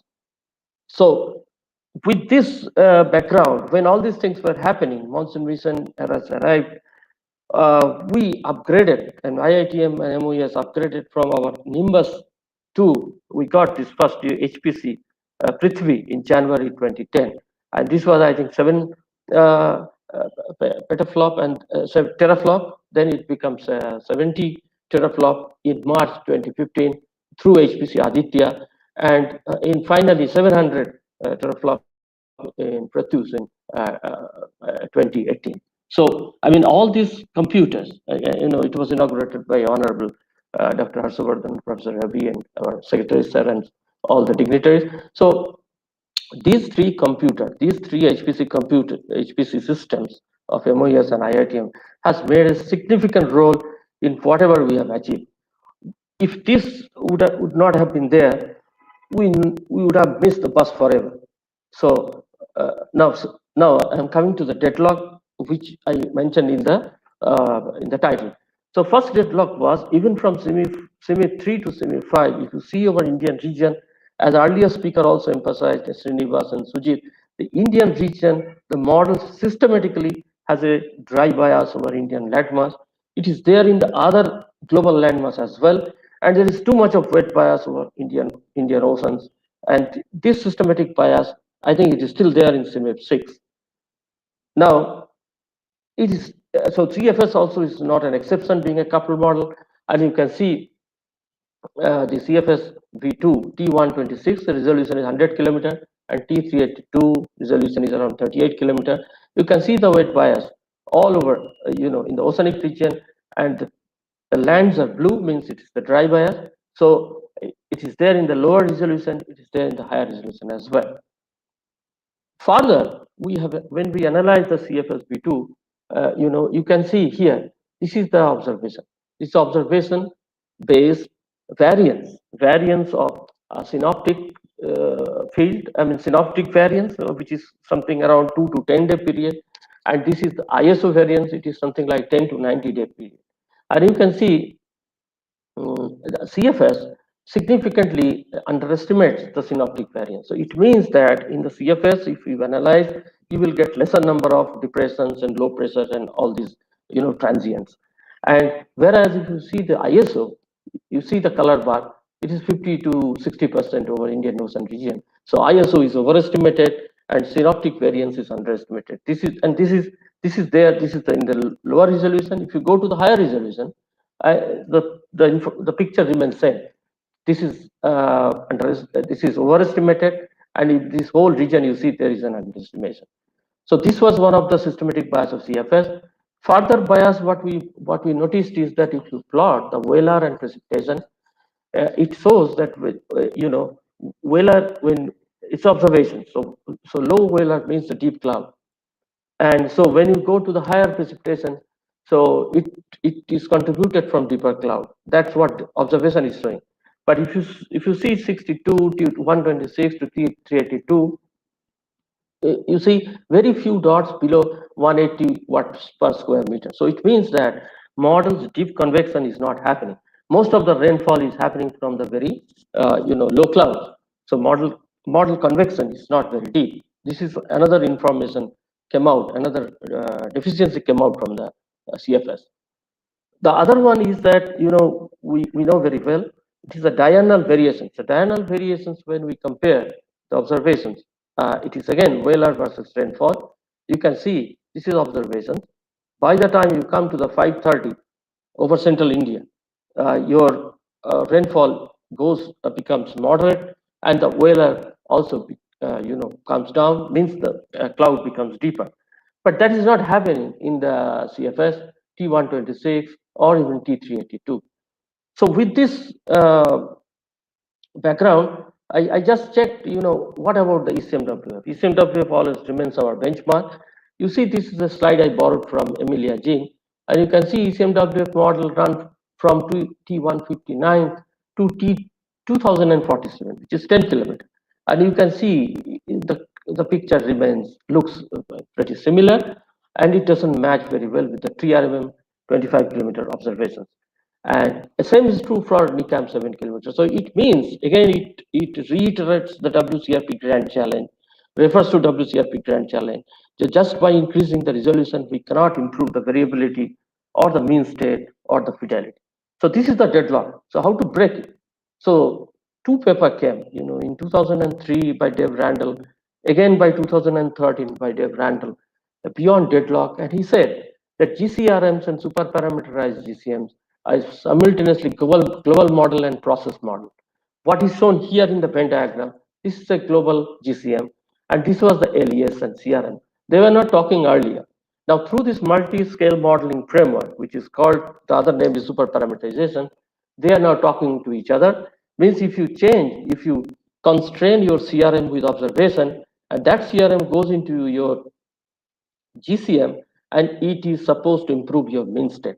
Now, to test this, and this is also, okay, this was also mentioned by Arakawa in 2013. Arakawa basically said there are two pathways, to improve the model fidelity. One is you try unified parameterizations, which is a scale aware, irrespective of cloud and convection. It's a unified parameterization. Or till the time you are able to reach here, go through this path, which is the GCM. You integrate CRM, build a MMF, and then try to show your mean state. So keeping this in following this methodologies, we applied the super parameters in CFS, and so this was a very complicated exercise. But to cut the story short, you can see this is a CFS grid box, and within that there are lots of single what is called cloud resolving models, and they are running in every grid. And what happens is, by the time the GCM time step is bigger and CRM time step is smaller. So by the time GCM takes one big time step, the CRM goes multiple times and produce the statistics of moisture and heat tendency, which passed on to the GCM. So it's a bit complicated, but we could do it. And by doing this, what we achieved is seen here. You see the CFS annual cycle was very, very less, but that was substantially improved in SPCFS. This was the tropospheric temperature gradient, which was coming okay for CFS, but it was coming correct result due to a wrong decision, because the tropospheric temperature was much cooler, but that has improved, and the tropospheric temperature gradient also improved, and that all this actually has come from improved easterly shear, improved surface specific humidity, tropospheric temperature gradient, and the instability theta e. So all these parameters improved subsequently to produce the mean state.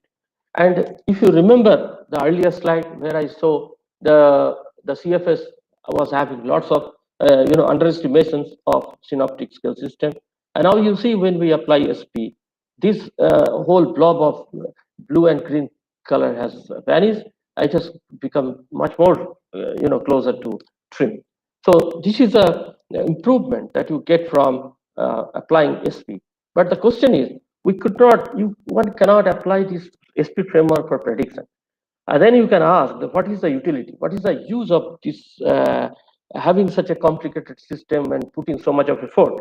So the take-home message from the superparameter approach is the following: that we learned that cloud process and its explicit representation through CRM significantly impact the climate model simulation, its mean state and variability. Again, it goes back to WCRP grand challenge. So it addressed one of the issue.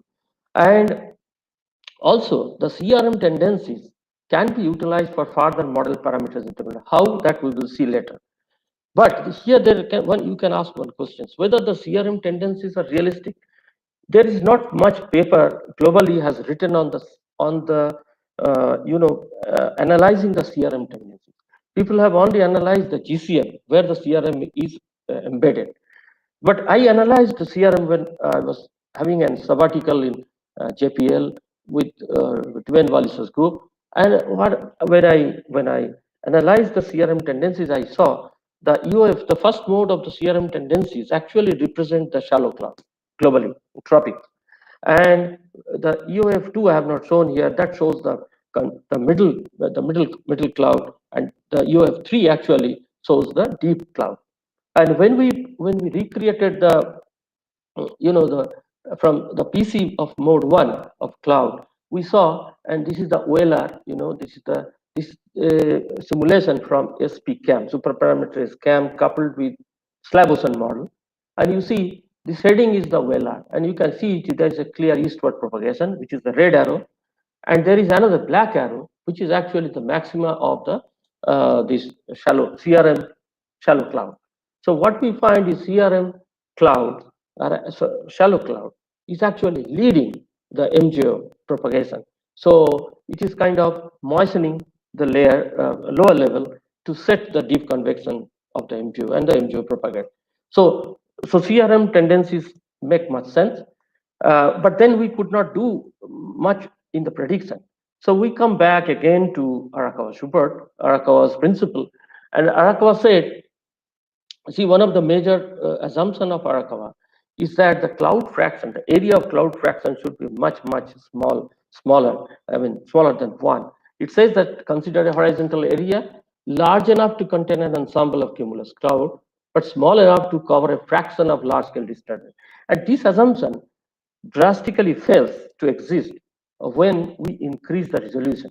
That's what is shown here in Arakawa in 2013, when sigma tends to 1, and you see that parameterization breaks down. But he also says that to incorporate the other phase transition, the model should have all these ingredients: the water vapor, cloud, ice, rain, snow, and propel, and their interaction among them. So keeping this in mind, and with this CFS systematic problem of PDF CFS, you can see here it was producing lighter rainfall more and heavier rainfall less everywhere in Central India, in Arabian Sea, Equatorial Indian Oceans, and Bay of Bengal. It was systematically, it kept on raining, because as you have seen, the convection is not deep, convection is shallow, and it keeps on raining. And so as a result, so to overcome this, we tried another modifications of changing the entrainment, varying the entrainment along the height. And with this improvement, we have seen, you can see here, this the double ITCC, that this is the model bias for JJS, and with this revised SAS, you can see this double ITCC has improved. You can see this the deep blue color, which is actually shows the deficient negative rainfall, dry bias also has improved. And this improvement, this improved version, has been used across the scale. I mean, it is used in GFS, it is used in CFS, this is extended range, it's also used in the IITM ESM. And so you can also notice the improvement here. You can see here to both the system, these are all the rainfall PDF at different time of the day. You cannot, differentiate any one of them. It looks just like a hockey stick, but observation looks different. And when you use this improved, convection, so again it looks, it looks much like a observation. But this has actually come mostly from the convective rain because we have only touched the convection. It has not much from the statiform rain. So you see the statiform rain PDF of the old SAS and the new SAS looks pretty same. So what is the way out? What is the way out to break this deadlock? So in 2013, we introduced a new hypothesis, okay, for northward propagation based on cloud, and we suggested, we demonstrated that even the mid tropospheric heating, what ENI and others noticed, was basically an interaction of the cloud water and precipitable ice or dropel and the cloud ice, the interaction of all these three, that makes the system. And when we introduced, we also saw that, the congestus cloud from TRMM PIRS, congestus cloud over Indian region is very, very prominent. So that makes this hypothesis very important. And we wanted to test this hypothesis in the model. And okay, this is a slide I took from Frank Lee. Here also he showed that, this is the mixed phase region, above is the ice and below is the low. And normally, the climate model doesn't resolve this process. But when we introduce this observed base hypothesis in the CFS model, you can see this is the cloud ice from cloud sat, and this is the cloud ice from the new CFS.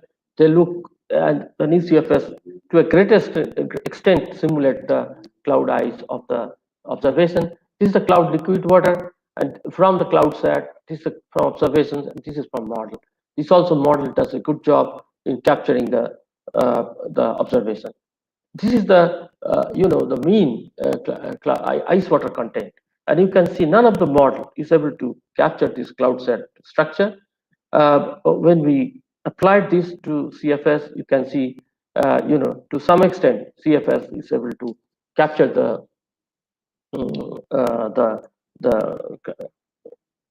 meridional structure.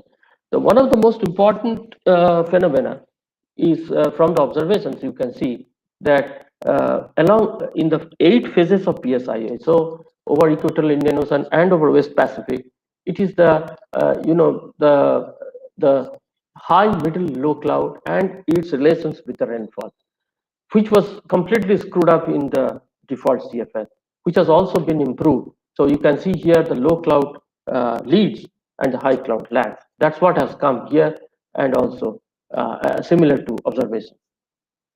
And this recent paper by Surja and et al., you can see in the based with this microphysics, this is the skill where the models stand. There are other models, there are other developments, but you can see the variability wise, the standard deviation wise, this model has come. Even with T126, it stands very close to T382. So, and also the eastward propagation, which was a real concern, that has also improved. And now you can see the variance, which was completely very much underestimated, it has improved.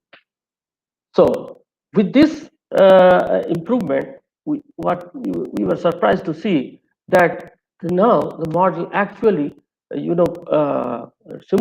shows the propagations of ice and liquid water and ice along with the northward propagation of rainfall much as it was shown in the observation by Jiang et al. In 2011. But then there are still worries, there are still problems. As you can see over the over the Pacific, the model is still raining a lot. So now this brings us to another deadlock, and you can see here we have plotted a scatter plot of all the simplified model, including CFS 126. Okay, this is the rainfall, and this is the specific humidity, and these are the dots of vertical velocity. You can see, and this is the observation. You see, you can so this color bar shows this blue color means the low vertical velocity, and purple is high vertical velocity. You can see in the observations, you cannot really make out they cannot differentiate. Okay, and there are heavy rainfall with lighter, weaker vertical velocity as we get in the Western Ghats. Okay, but you see here the model is trying to differentiate. So there is a clear separation, blue, green, yellow, and red everywhere, and it is still there in the convection.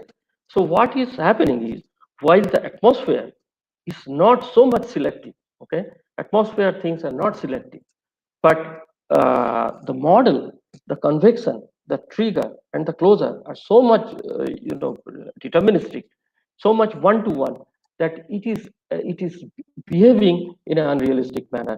So what we felt that this deterministic treatment of the trigger and closure is another deadlock, which partly gets removed through the stochastic approach. What again we have tried, using the stochastic multi-cloud model in the CFS, and these are the boxes which actually represents the congested jeep and stratiform anvil, and we calculate the transition probability of this cloud from the radar data, and see here you can clearly make out that color separation you cannot see in both these figures.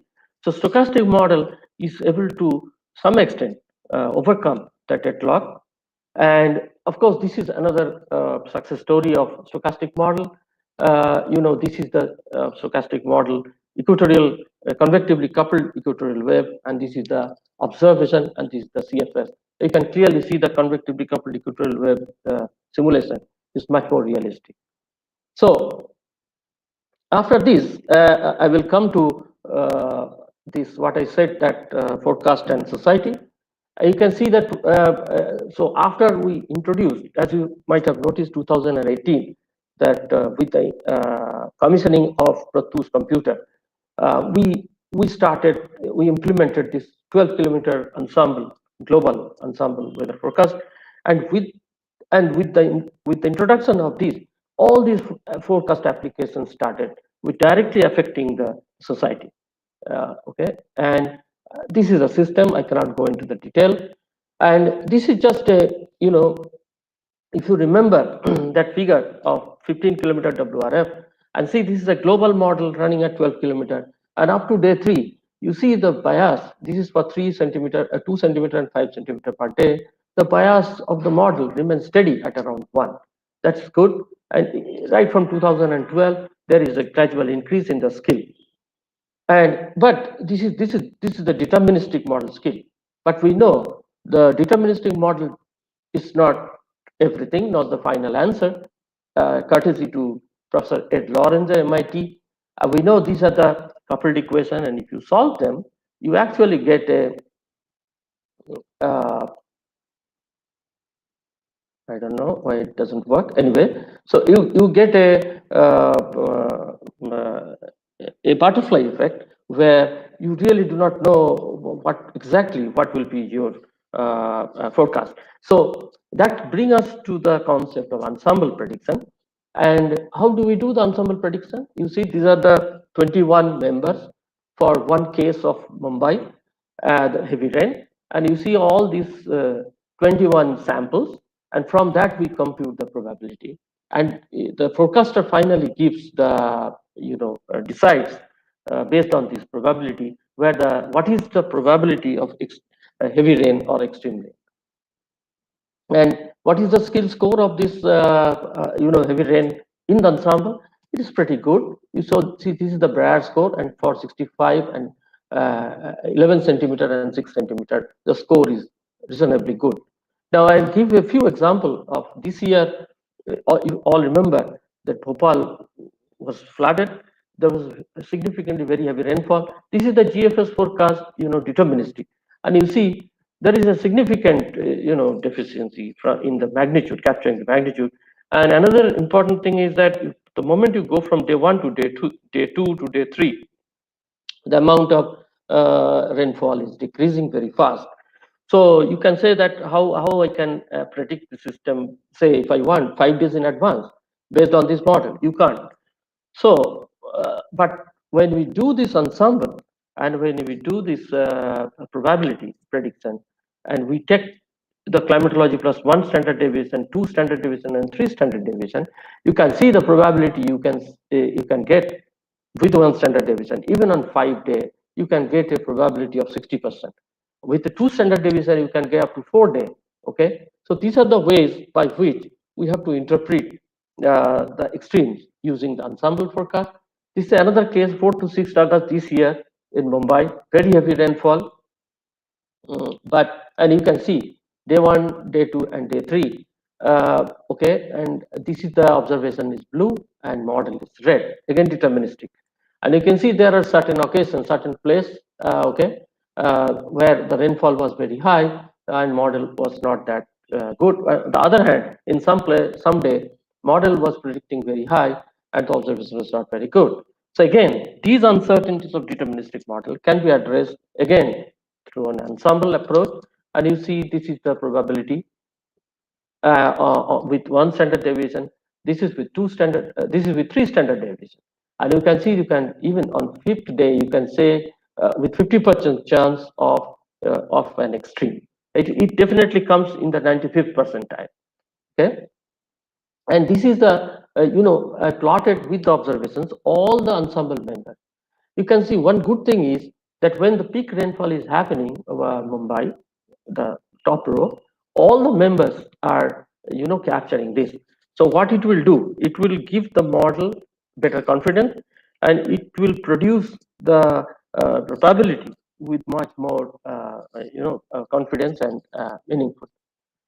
This is the forecast of the super cyclone Amphan, and you can see the Amphan was happening during 16th to 20th May, and you can see this is a forecast from GFS based on 13th May initial condition, and this is from 14th May initial condition, only almost like 7 days in advance. And you can see the cyclone has been captured, and its movement towards the West Bengal also was accurately captured. And it is even more better seen in the ensemble. This is the strike probability. You can see this blue line, it is the deterministic one. So the deterministic one is still suggesting that the cyclone can go to the left. But if you see the mean, ensemble mean, the red line, and the IMD observations, they go hand in hand. So this is the advantage. So if you, in deterministic, only one model realization, but in ensemble, it is a mean of spread of all the 21 members. And you can see very clearly, this is the landfall error. This is phenomenal. Like 16th May initial condition, it is showing 50-kilometer error. 17th May initial condition, landfall, which happened on 20th May, just 4 kilometers. Except this 18th May initial condition, all other landfall errors are very, very, significantly low. That is why the warning was much better, casualty was much less, and it became really a very, very meaningful tool to the forecaster for saving precious life and property. Finally, I'll come to the future directions where we want to go. So one thing is that we have seen that even 12 kilometers is not sufficient. We have seen just a few days back, there was a lecture by Nils Wedi from UC Software. They have run a 1 kilometer global model. We are not going to 1 kilometer, but we are adopting the same dynamical core of spectral cubic octahedral grid. And where we want to reach is here. See, this is blue line, blue curve is what is we are running at present Gaussian linear T153 for GFS. We have tested TCO 765, which is actually equivalent to T153. You see both of them touches here at equator at around 12 kilometers. And we want to go here, okay? First, this will be TCO 1534, and if computer permits, then we can go even to TCO 2300, okay? And so this is the roadmap for, and what is the what is the improvement advantage? We are getting an advantage about around 7 to 8% at present, but depending on we are trying to do a 2D decomposition through that, the input output everything will be rewritten, and I think we are hopeful that we will be able to get a speed up. And there is another I have another 5 minutes. We have another deadlock. You see, CFS right from T62 to T1534, one thing never changed, that is the vertical level. It remained L64, level 64, T62 L64, T82 L64, T126 L64, T254, T382, 574. The vertical level never changed. And you see, we have now changed the vertical level from 64 to 128, just double. And this brings almost 31 vertical level within boundary layer. And you see what happened to Kerala rainfall of 2019. See where this model with 64 level is producing very less rainfall, this 128 is able to capture much of the rainfall which was observed. So I think along with the horizontal resolution, there is an urgent need to improve the vertical resolution, which is there in our agenda. And this is another new approach what we are going to do. See, in the stochastic model, we were so far using just one radar of Darwin. But what we have seen, if we analyze the cloud transition and the cloud probability distributions over different regions of the world, they are not same. Now the question is, if I constrain my data with one cloud radar and apply it to the whole world, is it realistic? Does it make sense? The answer is no. So then what is actual? What is to be done? If you can really constrain the model with the cloud observations and probability distribution of respective region. The question is, can we do it? Are we in a position to constrain the model, say over the cloud of Brazil, over the cloud of Australia, over the radar of Bay of Bengal? The answer is yes. We can do that. And that's what exactly we are doing now. We are collecting the radar from armed sites. We got few of them, and also we have radar data even over Indian region, West Coast, East Coast, Central India, Northern India, and Southern India. We are trying to build this, constrain this stochastic cloud model, the transition probability of the cloud, and then trying to improve the GFS and CFS. Then lastly, if you remember, we were asking how to constrain the model with the CRM, with the SP. So this is one way, data-driven. Artificial intelligence also it is called, but it really not artificial. A lot of real intelligence also is needed. So we use the CRM's tendencies from the SP as the input, and through deep learning, we get the train the model and get this tendency physics and noise physics and Q and T, and that we give it to the GCM, and we exclude the conventional parameterization to reduce the uncertainty. And this also is giving a lot of promise. So to summarize, I would say that significant development, as mentioned in line with the grand challenge 4 of WCRP, has been achieved in respect of cloud and convection parameters in climate model. New approaches with stochastic multi-cloud parameterization constraint with in-situ observation may provide new insight in breaking the further deadlock of cloud and convection parameterization. The data-driven technique using the CRM tendencies will be another approach to address the uncertainties of cloud and convective parameterization. The ensemble forecast based on GFS at 12 km show good skill in predicting extreme. Coupled GFS will be developed for seamless approach, what Professor Ravi was mentioning, and coupled CFS for cyclone forecast has already been published. Improving the resolution of GFS from 12 to 5 km is our agenda. The vertical levels from L64 to L28 also shows promise to provide improved prediction of extremes in general and orographic rainfall of Western Ghats in particular. Extreme forecast index based on GFS, improved wind and solar energy input forecast, improved lightning forecast based on AIML, improved forecast of heavy rain with longer lead. These are some of the targets to be accomplished in the coming years. And as Professor Ravi was mentioning, GEFS forecast data is available now in TG archive. Anyone can use it and analyze it in the ECMWF just by a simple login since July 2020. Before ending, I would again like to acknowledge and express my gratitude to all the secretaries of MOES and directors of IITM and DST, because we had some projects earlier with DST funding, CSIR, and IITM, RSC, GC, all the members for their time-to-time guidance and suggestion, all the Director Generals of IMD, and also IMD forecasters. I will stop here. Thank you.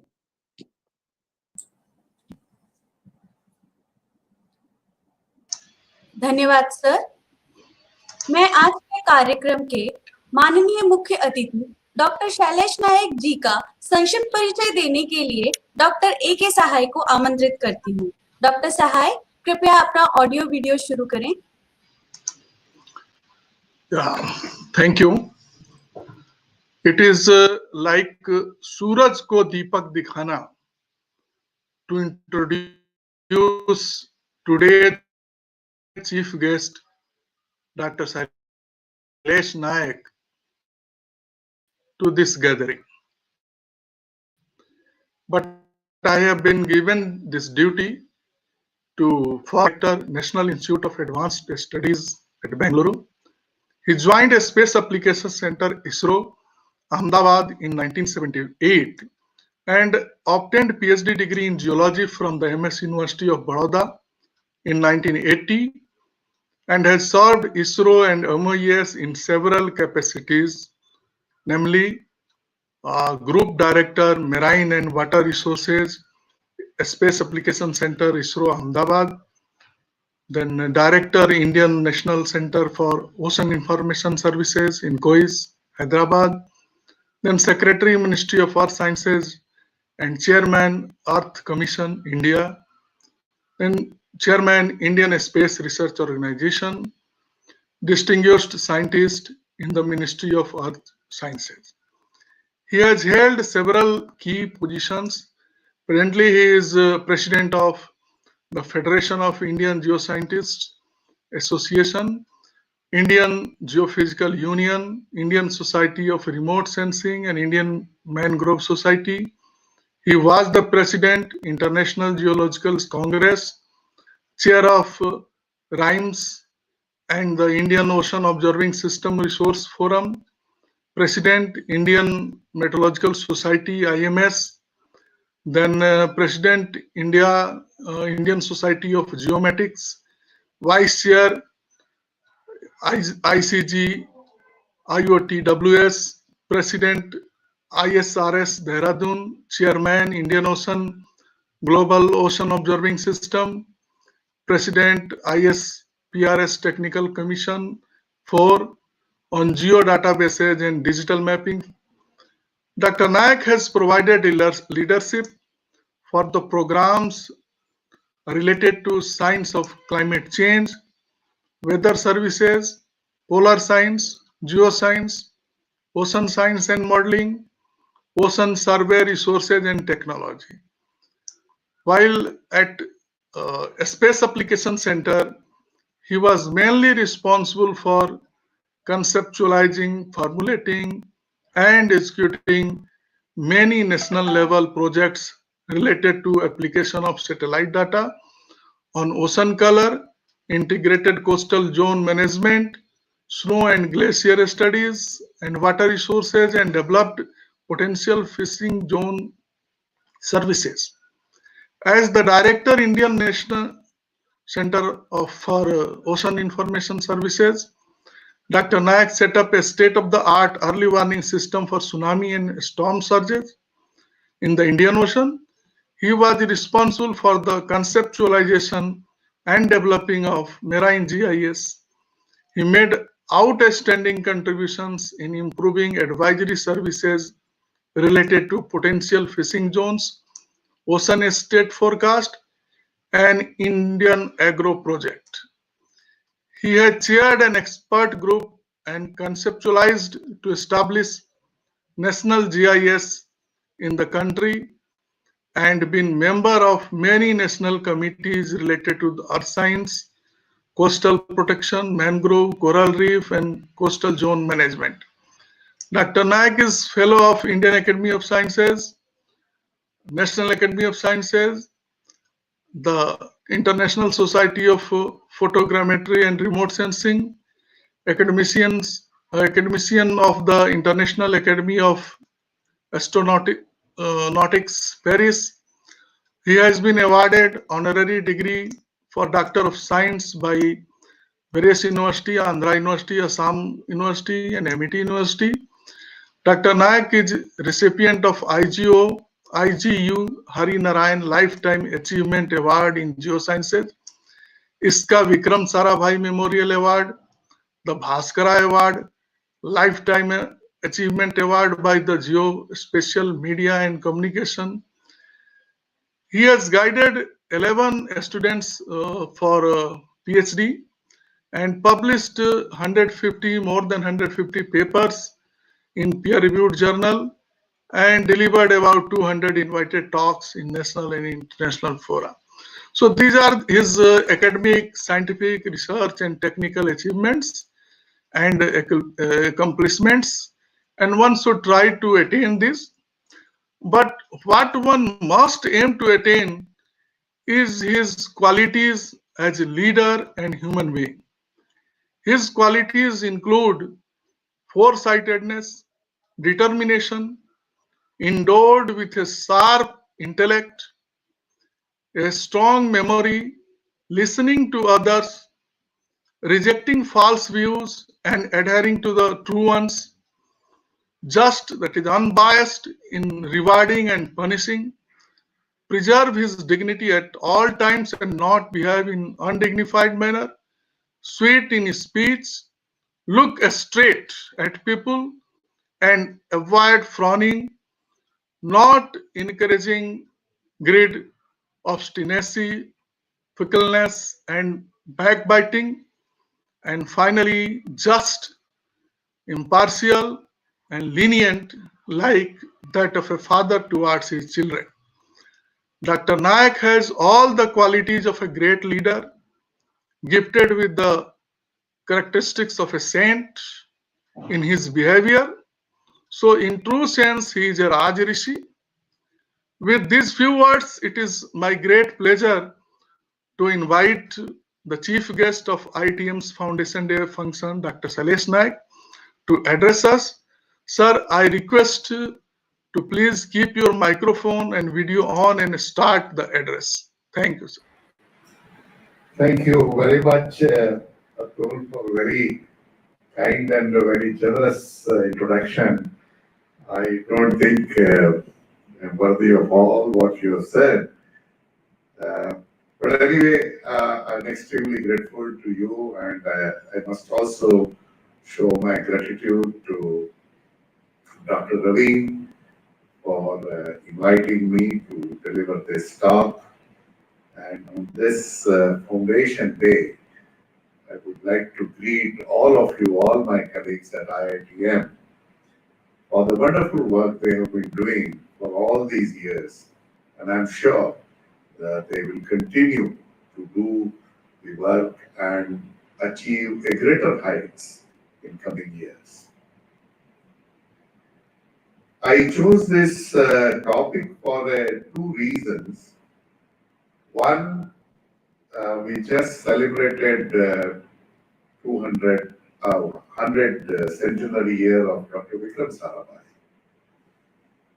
And he is considered as a father of the space program of India. And one of the main person who helped him as far as the remote sensing concerned was Professor Pisharuti. And as you know that the Professor Pisharuti was a founding director of the IITM. So though you may be using, most of you using a lot of satellite data, but I would like you to take back almost 50 years back when the Professor Vikram Sarabhai and Professor Pisharuti jointly built the vision that what we should be doing.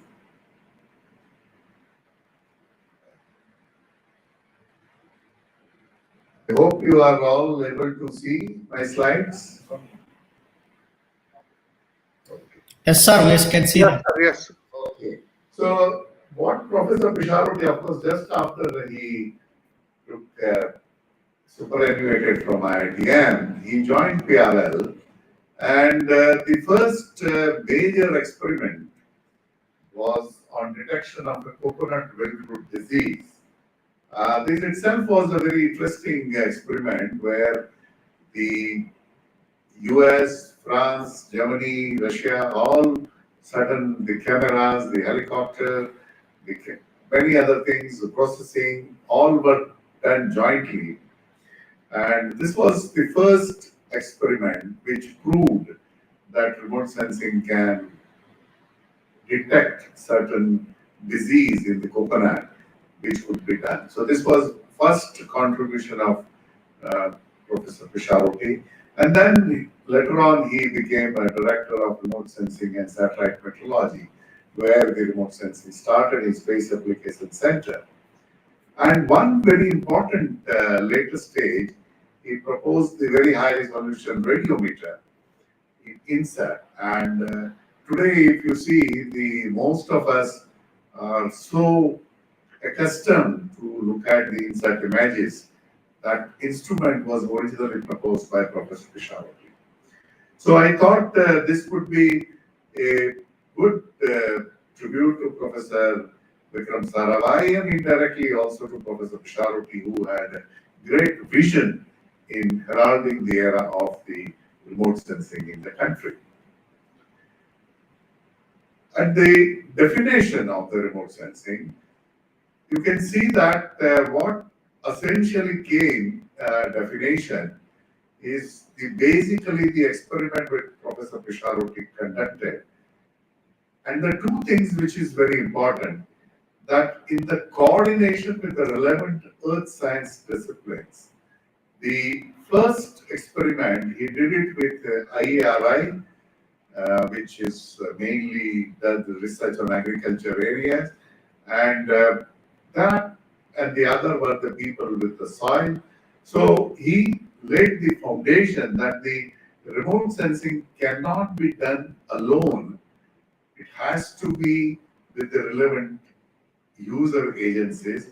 At the same time, you need to build the sensors, data processing techniques, the communicating the information from one place to other.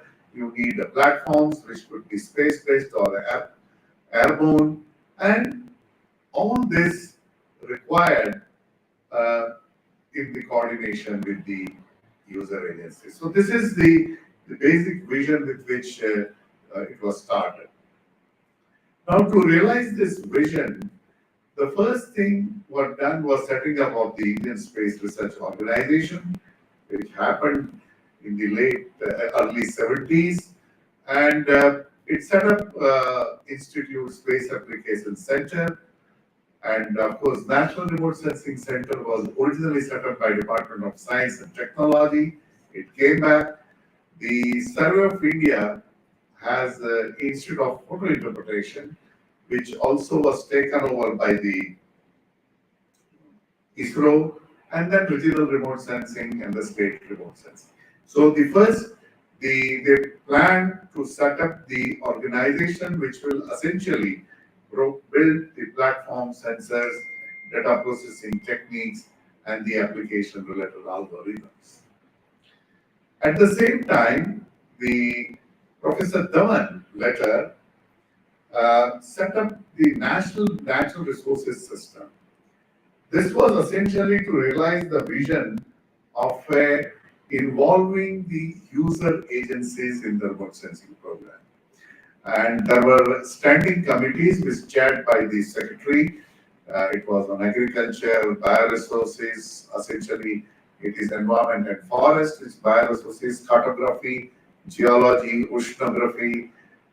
Oceanography and meteorology was chaired by Ministry of Earth Science, the rural development, urban development, water, and many, these 8 or 9 agencies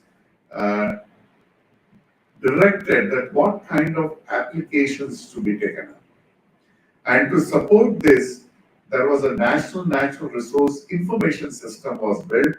And in the early 80s, this was not many people were aware about the information system. But Vikram Sarabhai has mentioned very clearly about information theory, and this was the outcome of that.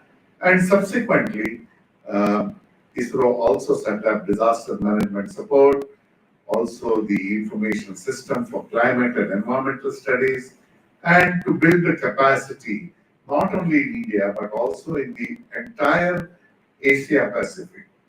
The Center for Space Science and Technology Education was also set up. So, the one side, the ISRO built the necessary infrastructure, and the other side, the utility of this was the built. The one of the most important application and very critical, what Vikram Sarabhai realized that the weather and climate is very critical, and the influence of the ocean on them is also realized by him.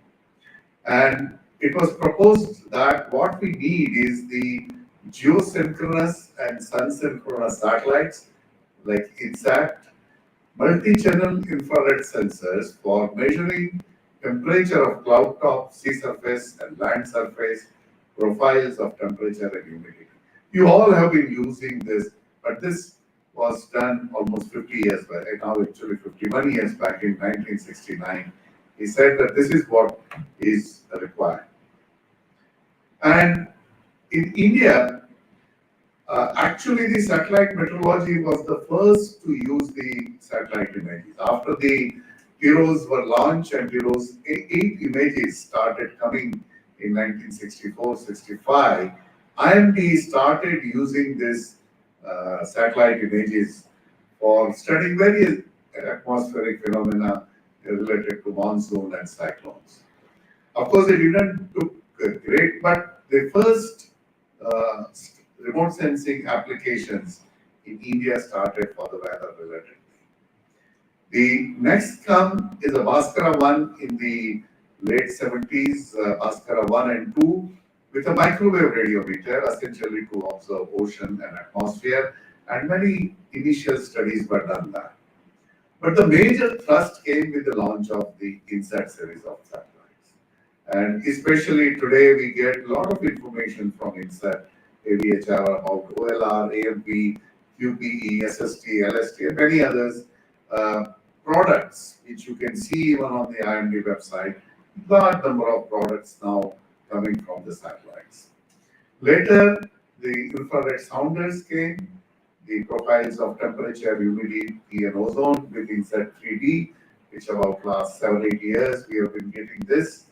And in between, the megatropic, one of the extremely good experiment was done, which has a microwave sounders and the humidity profiles.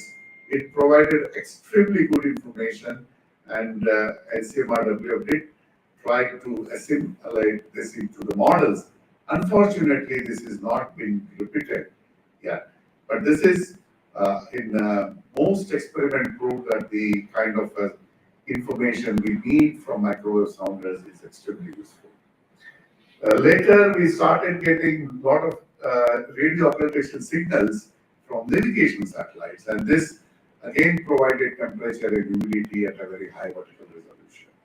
And this all information now is being assimilated by NCMRW Global Forecast System and the unified model, and which has we have seen that along with, of course, the HPC, which in previous Dr. Mukhopadhyay showed very well that how the HPCs were very important and the models to attain the weather forecast in a very accurate and reliable manner.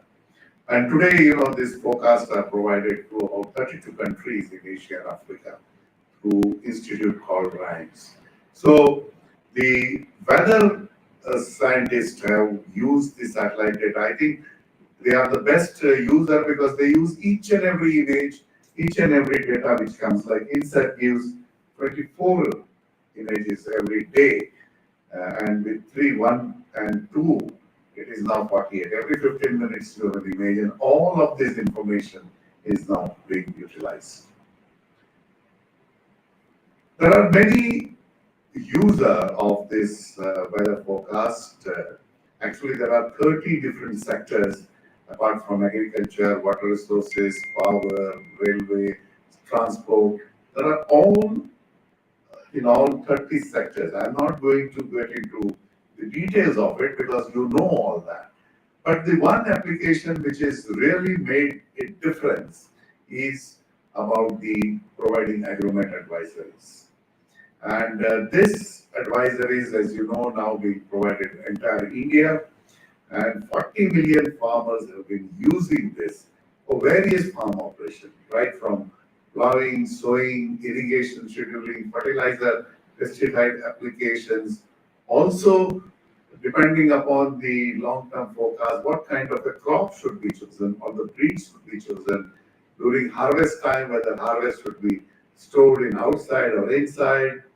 And this has mainly help in controlling the expenses on various farm practices. So, since they were knowing, this has increased the net farm income and the annual benefit. Very recently, the NCR report has come up, and the annual benefit is 10,000 crore. So, this is something which is extremely useful, and the kind of investment goes into providing this kind of an accurate forecast is practically much less than what the benefit is coming out of this. The other major application, which is on the cyclone. Before satellites came, the cyclone's prediction was very difficult. We only depended on the radars, and by the time was too short to make the preparations. It hardly used to get 24 to 48 hours at the most. And even after the satellite images started coming, its use in the cyclone forecast was not adequate. And as we have seen in the 1999 Orissa cyclone, almost 10,000 people died, though even at that time we had satellite data available. What made difference in last 15 years is not only using the satellite data, but also to assimilate this into the models. And now the accuracy is so good, it's about 40 kilometers, and the intensity forecast in 85% cases is very reliable.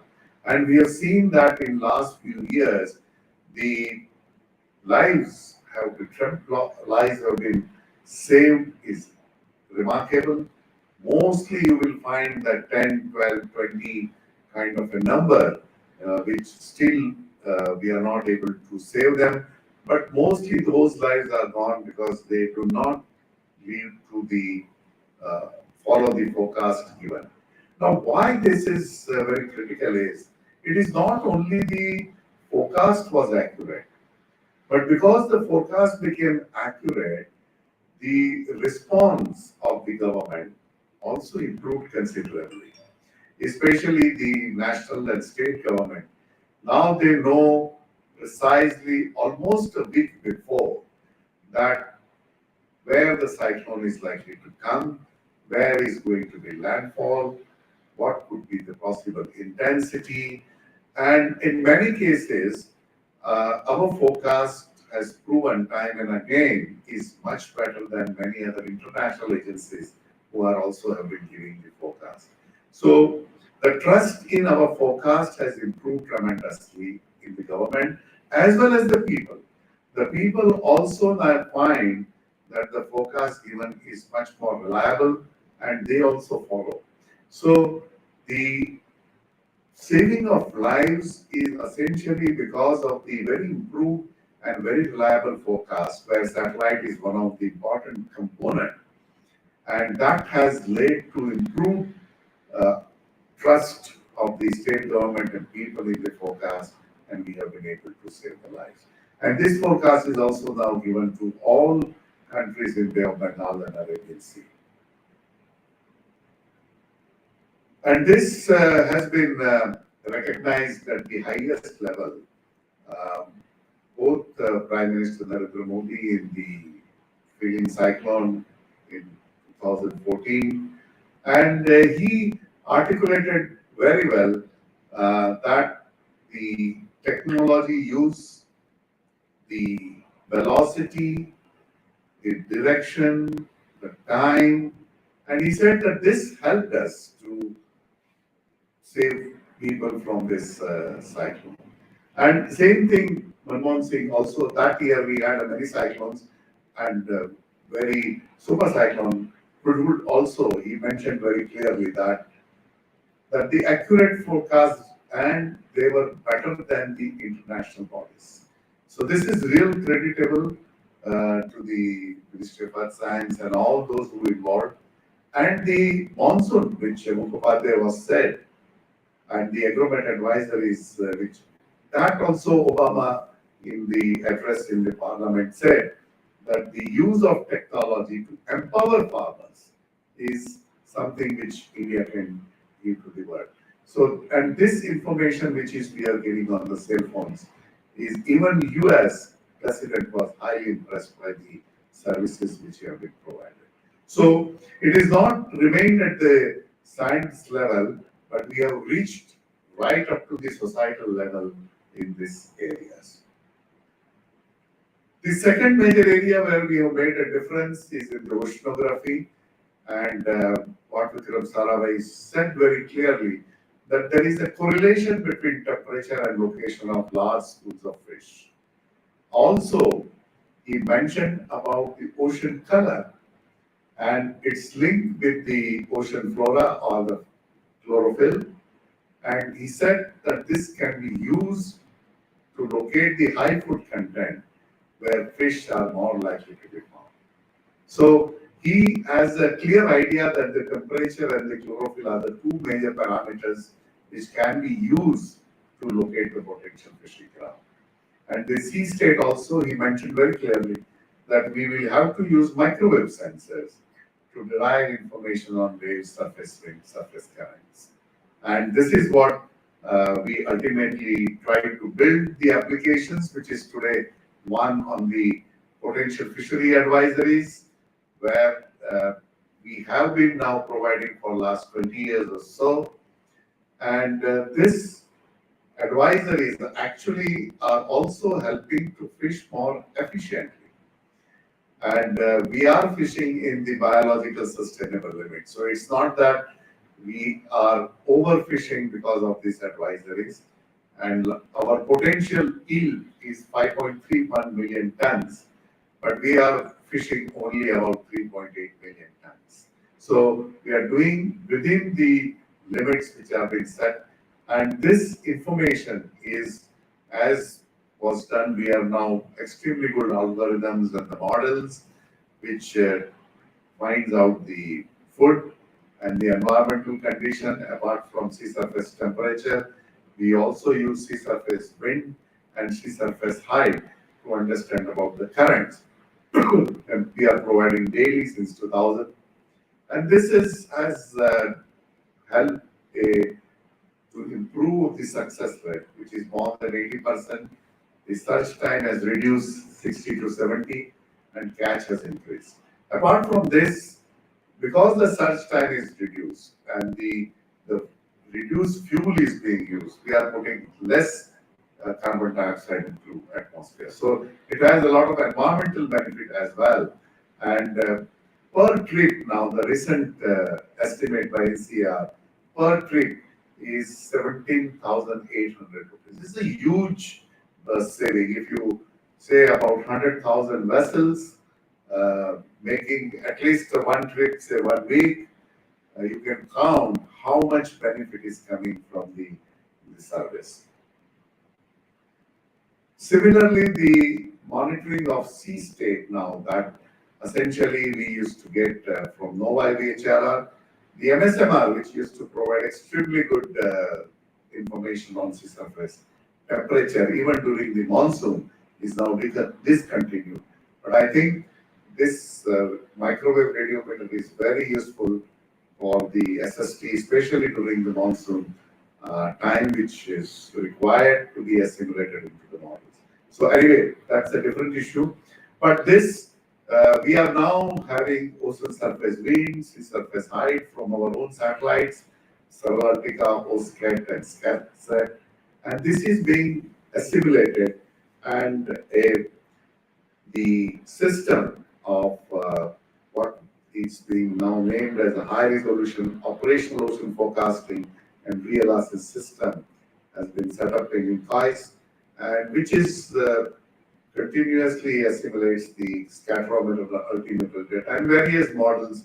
And this we are providing sea state on the variety of sea state parameters for quite some time. And this is now being used by 7 lakh registered users.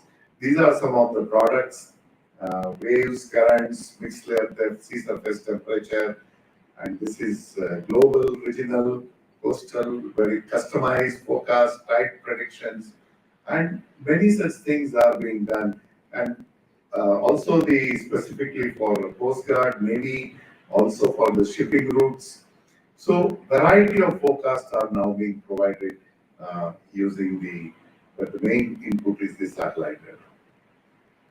The other major area, which is the coral reefs, which we did not have much input earlier, using satellite data on a repeated basis, we know which are the areas are under degraded and which are the areas are healthy. So this is also essentially is now satellite based. The third major area where the satellites have made difference is the coastal zone management. And what Sarabhai said is the land-water interface, elevation, and slopes could be easily identified. Of course, that time they were using Jubilee photographs, but today that information which is we are deriving from our own satellites, you can see the coastal image where you can see the land-water boundary very clearly. You can see many other features like the coastal areas, the mudflats, the mangroves, the aquaculture ponds, and you can't see elevation or slope on this, but the other satellites provides the slope and elevation also. There is another technique has been used now to derive the slopes on this using different tidal heights to find out the slope of the coastal area. So this is one of the very important area where the management of the coastal zone is being done. In our country, there is a coastal regulation zone notification, which is first one was in 92, 2011, and then 2019. Now, this is essentially defined as a coastal area between the low and high tide line and coastal land up to 500 meters from the high tide line. Now, this was very difficult to do on ground because we have a very long coast, about 7,500 kilometers. If you want to do by the field methods, it would have taken years together. But fortunately, with the satellite image, we could do this in a very quick time, and it is a sort of a permanent record in the sense that if you have done some mistake in identification, you can go back and check the image and modify. While in the field method, that facility is not available. So now this entire coastal zone management is based on the satellite images, and the entire plan have been made using the satellite images. Now to do this, the Ministry of Environment and Forest has set up a National Center for Sustainable Coastal Zone Management in Chennai, which produces this management maps, and the National Center of Coastal Research also in NIOT campus. It provides regularly the areas under erosion and deposition for the entire country. So these two institutes are providing extremely good information for a variety of the purposes. This is the image from our NCCR. You can see that how the things are changing, right from 1973 to today. You can see and this change is not at the one place alone. There are several places such changes are going on. And it is very necessary to understand this change, why these changes are happening. One of the reasons is also the sea level rise, some of these changes. And now I think it is necessary to find out whether how much change is related to sea level, how much change is related to construction of the engineering structures on the coast, and how much is because of the damming of the river. So there are many causes of the change which is continuously going on the coast. But the satellite data provides a continuous record of how the change is, and this can be used in the model to find out what is likely to happen in the future. This is very critical because large amount of investment we are now making on the coast through variety of the infrastructure project, including Sagarmala and all. So we must know that what is likely to happen in the next 5 years, 10 years, 15 years. This how our coast is likely to get modified. There is another major use is coming very recently. Those who are reading the newspaper very carefully would know that blue flag beaches. Now we have identified 8 beaches which are called blue flag beaches, and basically it has a very standard safety rules, good water quality, and certain facilities, infrastructure facilities to reach there, all available. And this is essentially also based on the satellite images. This is one of the blue flag beaches now is Shivrajpur in Gujarat near Dwarka is being developed as a blue flag beaches. Apart from this, there are many other things which you can see within the water, like corals and some of the large mollusk or shank, which we call, comes from these places. So this is essentially to attract very high-end tourism. This information is also. There are many other uses, but I'm just showing you few examples. The fourth major use of in the coast is to develop the vulnerability maps, maybe from the cyclone, storm, tsunami, and this work has now been done on the entire Indian coast. So predict how much inundation is likely to happen. The bathymetric map and the topographic map are used to derive this kind of information. So this is another major area where this has been used.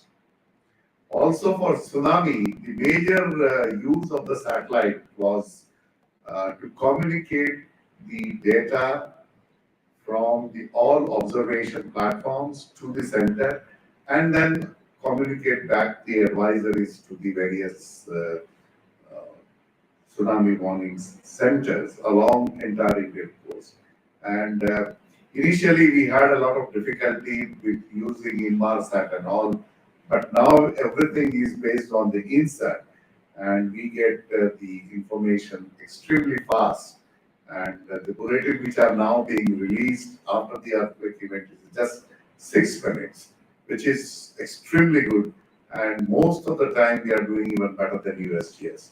So this is possible because we are getting our data through various like tsunami buoys and the tidal stations and many other things through INSAT. And so immediately we are getting the information, and that's because each minute is crucial. For Andaman and Nicobar, we have only 20 minutes. So this kind of a system to provide input well in time, the satellite has been extremely useful. And this again, the Prime Minister has appreciated in 2014, where he clearly mentions that India's leadership in the Indian Ocean. This is the very important aspect which is said by Prime Minister, and a world-class tsunami warning. Actually, even today, this is the best system in the world because it's completely automated. There is no manual intervention for the first advisory to go. And this is continuously, again, the current Prime Minister also mentioned about this in his address to ministerial conference, and essentially he also stressed the same point that we are now providing the regional tsunami ratings also apart from the India. The third major area of satellite is on the water resources, and this he realized that we need a operational system to provide global, synoptic, repetitive, real-time coverage of the hydrological cycle using both remote sensing and communications. And this is, I think, the very visionary thing which 50 years back, which he realized. And today we are doing exactly same, all kinds of satellite, INSAT, RISCOSAT, the RISAT is a microwave radar, the Altica, all provide variety of information on this in a real time. And this is now being made into a information system by ISRO and Ministry of Water Resources.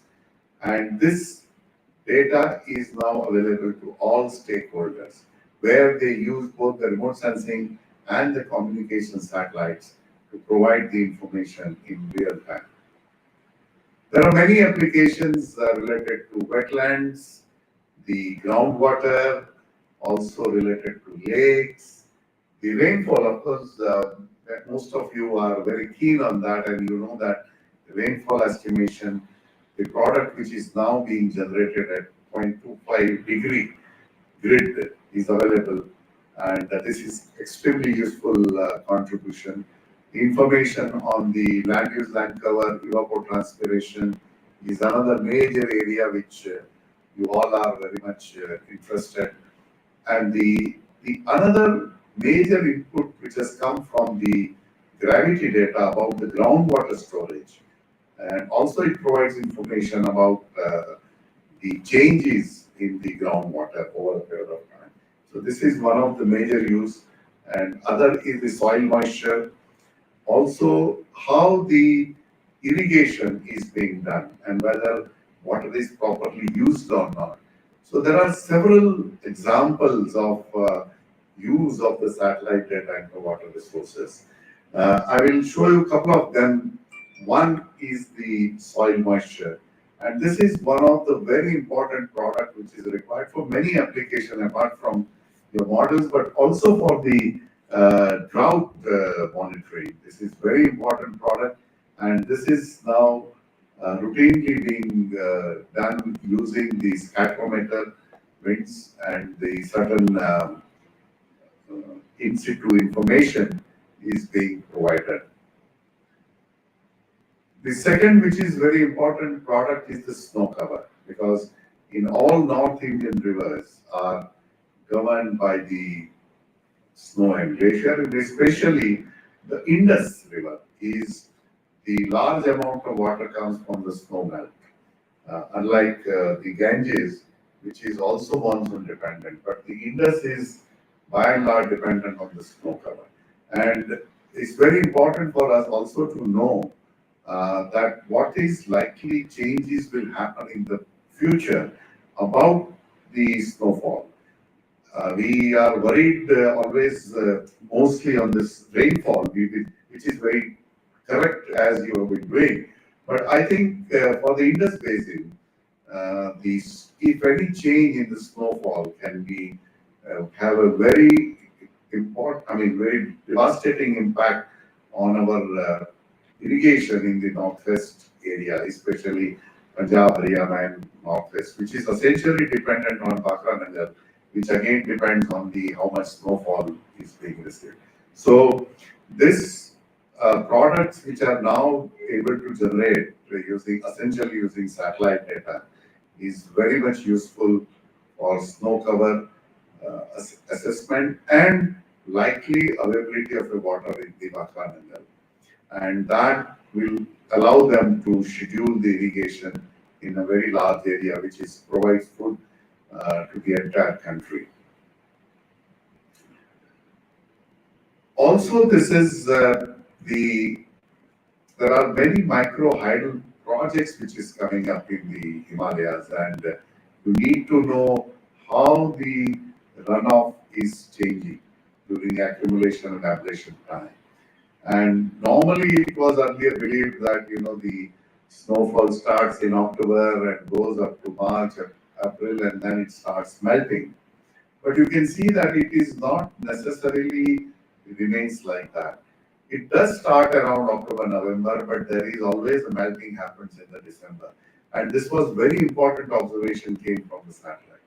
And if you recall, the Kargil war happened during December, where it started melting and the Pakistani soldiers could intrude right up to Kargil because everybody believed that nobody can come during December. But the satellite data proved that it is melting happens during that time. I don't know the reason why it is happening sometime in December. It is up to you to try to find out what happens. Mostly around December, you can see most of the time there is a small melting period which is happening. So this is another major area which is very important, and then depending on that you can see how the discharge is changing. And this also is now been modeled, and they have been able to provide the input on the discharge very accurately for several years now, almost last 15 years or so. The retreating of the glacier, this was another major contribution from the satellite. Earlier it was not known. Now since we have the last almost 50 years data, the exact retreat, how it is happening has been known, and we have a very high resolution data also which is accurately gives the location of the snout, because you can have a three-dimensional view. And now the loss in some of the basins is almost 21%, especially Baspa basin, and the other basin it is slightly less. But this also depends on whether the Himalayas, the monsoon dominated or not. So the changes in the western Himalayas is different. They are slow because they are mostly get snowfall during western disturbances, while the monsoon dominated central and eastern Himalayas are retreating at a faster rates. So this is another area of the research that the changing pattern of a monsoon or a western disturbance can make a major change in the sustaining of the glaciers. And this information is being used by Ministry of Environment and Forest to provide to IPCC about the changes which is happening in the snow and glaciers. The MOES, the NCPR has set up a station in Himans. This is very important because most of the information which we are getting on glaciers is a snout based. This is the first time the permanent station and the permanent measurements of the various parameters, atmospheric, hydrological, and glacier cryospheric parameters, right from the ablation to the accumulation area. And of course, this has about 6-7 years alone. So it may not have the sufficient data for you to model, but I think it has shown very important results that how the melting is occurring during the melting season, July, August, and what kind of melting happens in the debris covered and the non-debris free glaciers. So there are many variations are there, and I think we need to understand what exactly happens in Himalaya, because that has, at least in the northern India, depends largely on what happens in the Himalaya. Another major area which is Chennai flood warning system. I won't go into details of the flood warning system, but the satellites provided a three-dimensional view, and over which is now superimposed the inundation, so that you could know each ward-wise how much inundation is likely to happen. And this system is operational now in Chennai by NCCR, and I understand the Mumbai system also has been now put into operation. And in both the cases, the basic topography is coming from the remote sensing data. There are many other applications. I will not go into the details, but I will just touch upon a couple of applications on the agriculture. The one important aspects which he said that we can identify each crop, we can identify the stress and disease, and this is now being done very routinely by the Ministry of Agriculture to set up a center, Margolis National Crop Forecast Center, and this provides the routine forecast. And here the satellite data is used multiple times, and the forecast is now 5 forecasts is given before sowing, which is essentially depends on the weather data, then the early season, mid-season, pre-harvest, and then revised estimate. So this is a combination of the weather information, the satellite data, and the field information. Together they have been now done as an operational system. And the other major use of this is in the drought, where of course, the rainfall information, the vegetation condition index comes from the satellite, the soil moisture, and all together, the drought assessment is routinely done for the country. Now, this, you have seen that in my talk, that what he visualized, Professor Dhawan has conceptualized and put this into a system. But the important thing is the successive leadership in the last 50 years have stressed on the innovative indigenous efforts, and they built a system. There may be various differences in the personality of the various leadership, but the basic concept of providing services to the society never changed. And that is why it continued for this. The second major thing which happened is the timely choice of the CCT technology, the charge coupled device technology, where US and all were not using this technology in early 80s. India chose this. So at a critical time, you need to choose the right technology so that otherwise you will be far behind. And I think the similar way what IITM they showed the using of CFS and GFS and all that, and using the right time, it is very important. The same thing you can see that involved the other institution, the whole system has been very robust system has been built. And at the same time, many line ministries like Ministry of Earth Science, Ministry of Environment and Forest, Ministry of Water Resources, Ministry of Agriculture, Geological Society of India, all that have been using this information for a variety of services and for the provide input for various policy level decisions. Also recently, the Ministry of Electronics and Information Technology has taken over one's Gujarat State Center for essentially to provide the e-governance. And many state governments, NGO, entrepreneurs, industry now using this information to provide various services.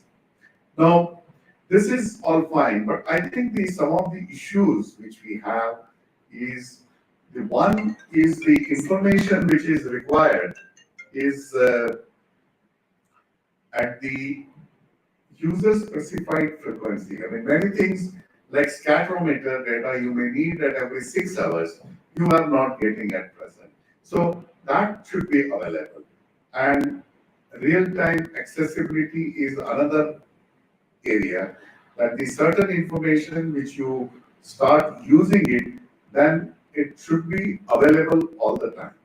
So the continuity of the data at a specific time and the accessibility is very critical, and that has to be ensured by the ISRO. The second thing is it has to be translated into a national system. Now that has not yet happened. Like if you have the inset for weather, hydrology, communication, OceanSat for ocean resources and ocean modeling, the resource sets, the Cartosat, ARISAT, SCATSat, Altica, navigation. Now this has to be done in a specific manner where you don't have in-between gaps. Like today we don't have OceanSat. So again you go back to depend on something else, which is a low resolution satellite, MODIS, while the OceanSat was planned to essentially identify each patch of a chlorophyll. So this kind of a system approach is required. So this is what the one thing which we need to do. And the second thing, the industry has to play a much bigger role, and I think now in space has come up. So the many things can be transferred to the industry so that it helps in building the operational system. I think if we can build this kind of an operational system, it would be befitting tribute to Dr. Vikram Sarabhai. That's all. And those who have a more interest in this, this paper has been recently published, and it is a free download. You can do it, and where more details about all these aspects are given. So with this, thank you very much for this opportunity to talk to you about the vision of Vikram Sarabhai and how ISRO has realized that. Thank you very much. धन्यवाद sir. आपके उत्साहवर्धक शब्दों से हमें सतत अच्छा कार्य और उच्च श्रेणी का शोध करने की प्रेरणा मिलती है। आपने ऐसे समय में हमारा निवेदन स्वीकार किया एवं मुख्य आतिथ्य स्वीकार किया। हम आपके आभारी हैं। हमारा मनोबल बढ़ाने के लिए सादर धन्यवाद। अंततः मैं डॉक्टर सूर्य चंद्र राव को धन्यवाद संबोधन के लिए आमंत्रित करती हूँ। सर, कृपया अपना ऑडियो वीडियो शुरू करें। Good afternoon, everyone. Honorable Dr. Sailesh Naik, Director of National Institute of Advanced Sciences, and our beloved former Secretary of Ministry of Earth Sciences, respected Professor Ravi Nanjundaya, our cheerful Director, and our most valued guests and former directors, colleagues from IITM and other institutes. It is my privilege to have been asked to propose a vote of thanks on our 59th Foundation Day. I, on behalf of Indian Institute of Tropical Meteorology and the entire staff of IITM, and on my behalf, extend a very hearty vote of thanks to all the distinguished personalities for gracing this occasion. First of all, our sincere thanks goes to Dr. Sailesh Naik, Director, National Institute of Advanced Studies and Distinguished Scientist in the Ministry of Earth Sciences, for accepting our invitation to grace this function as Chief Guest. Sir, we cherish the memories of your continued guidance and support to this institute. The focus of programs that were started under your leadership, example Monsoon Mission, CCCR, PDTC, HACPL, CAPEX, Air Quality, HPC, etc., are now fully realized and bearing fruits in terms of providing better services to the society. Sir, we take this opportunity to once again thank you for gracing this occasion and delivering a very informative talk on the use of satellites in different sectors. Professor Ravi Nanjundaya, Director of IITM, with his able and cheerful guidance, the institute reached new heights.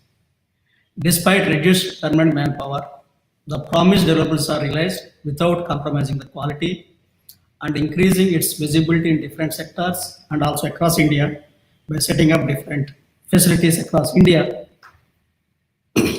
At the same time, the institute touched the new milestone of crossing 200 publications per year in peer-reviewed journals. We thank our director for providing guidance, leadership, and also for gracing this occasion.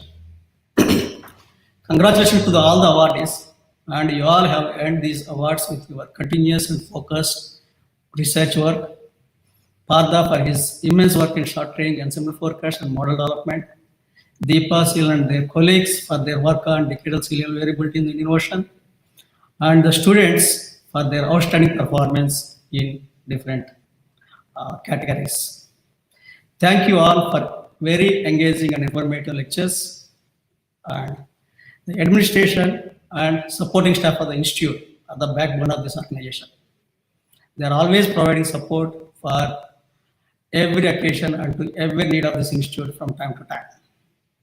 That is how we honored by giving them awards for this on this occasion. Thank you all for making such a wonderful arrangements even during this pandemic situation and keeping all of us safe. Thanks to Ms. Smriti Gupta for comparing this whole function smoothly. Lastly, but not the least, thanks to all the virtual participants for attending our 59th Foundation Day. Jai Hind. Thank you. Thank you, sir. Thank you. धन्यवाद doctor Rao. प्रत्येक वर्ष हम उन सभी सेवानिवृत्त कर्मचारी जिन्होंने 75 वर्ष की आयु प्राप्त की है उनका सम्मान करते हैं। इस वर्ष कोविड महामारी के कारण आप लोगों को प्रत्यक्ष रूप से सम्मान कर पाना संभव नहीं हो पाया है। आप लोगों को अतः अगले वर्ष स्थापना दिवस पर आमंत्रित किया जाएगा। इसके साथ ही आप सभी को पुनः संस्थान के स्थापना दिवस की शुभकामनाओं के साथ मैं स्मृति गुप्ता आज के कार्यक्रम को विराम देती हूँ। अपने स्वास्थ्य का ध्यान रखें। नमस्कार। जय हिंद। Thank you.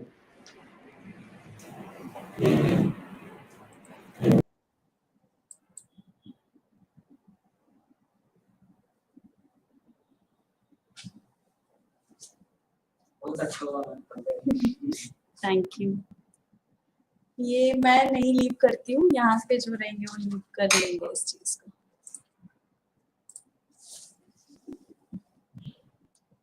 जरूरत नहीं है फालतू में।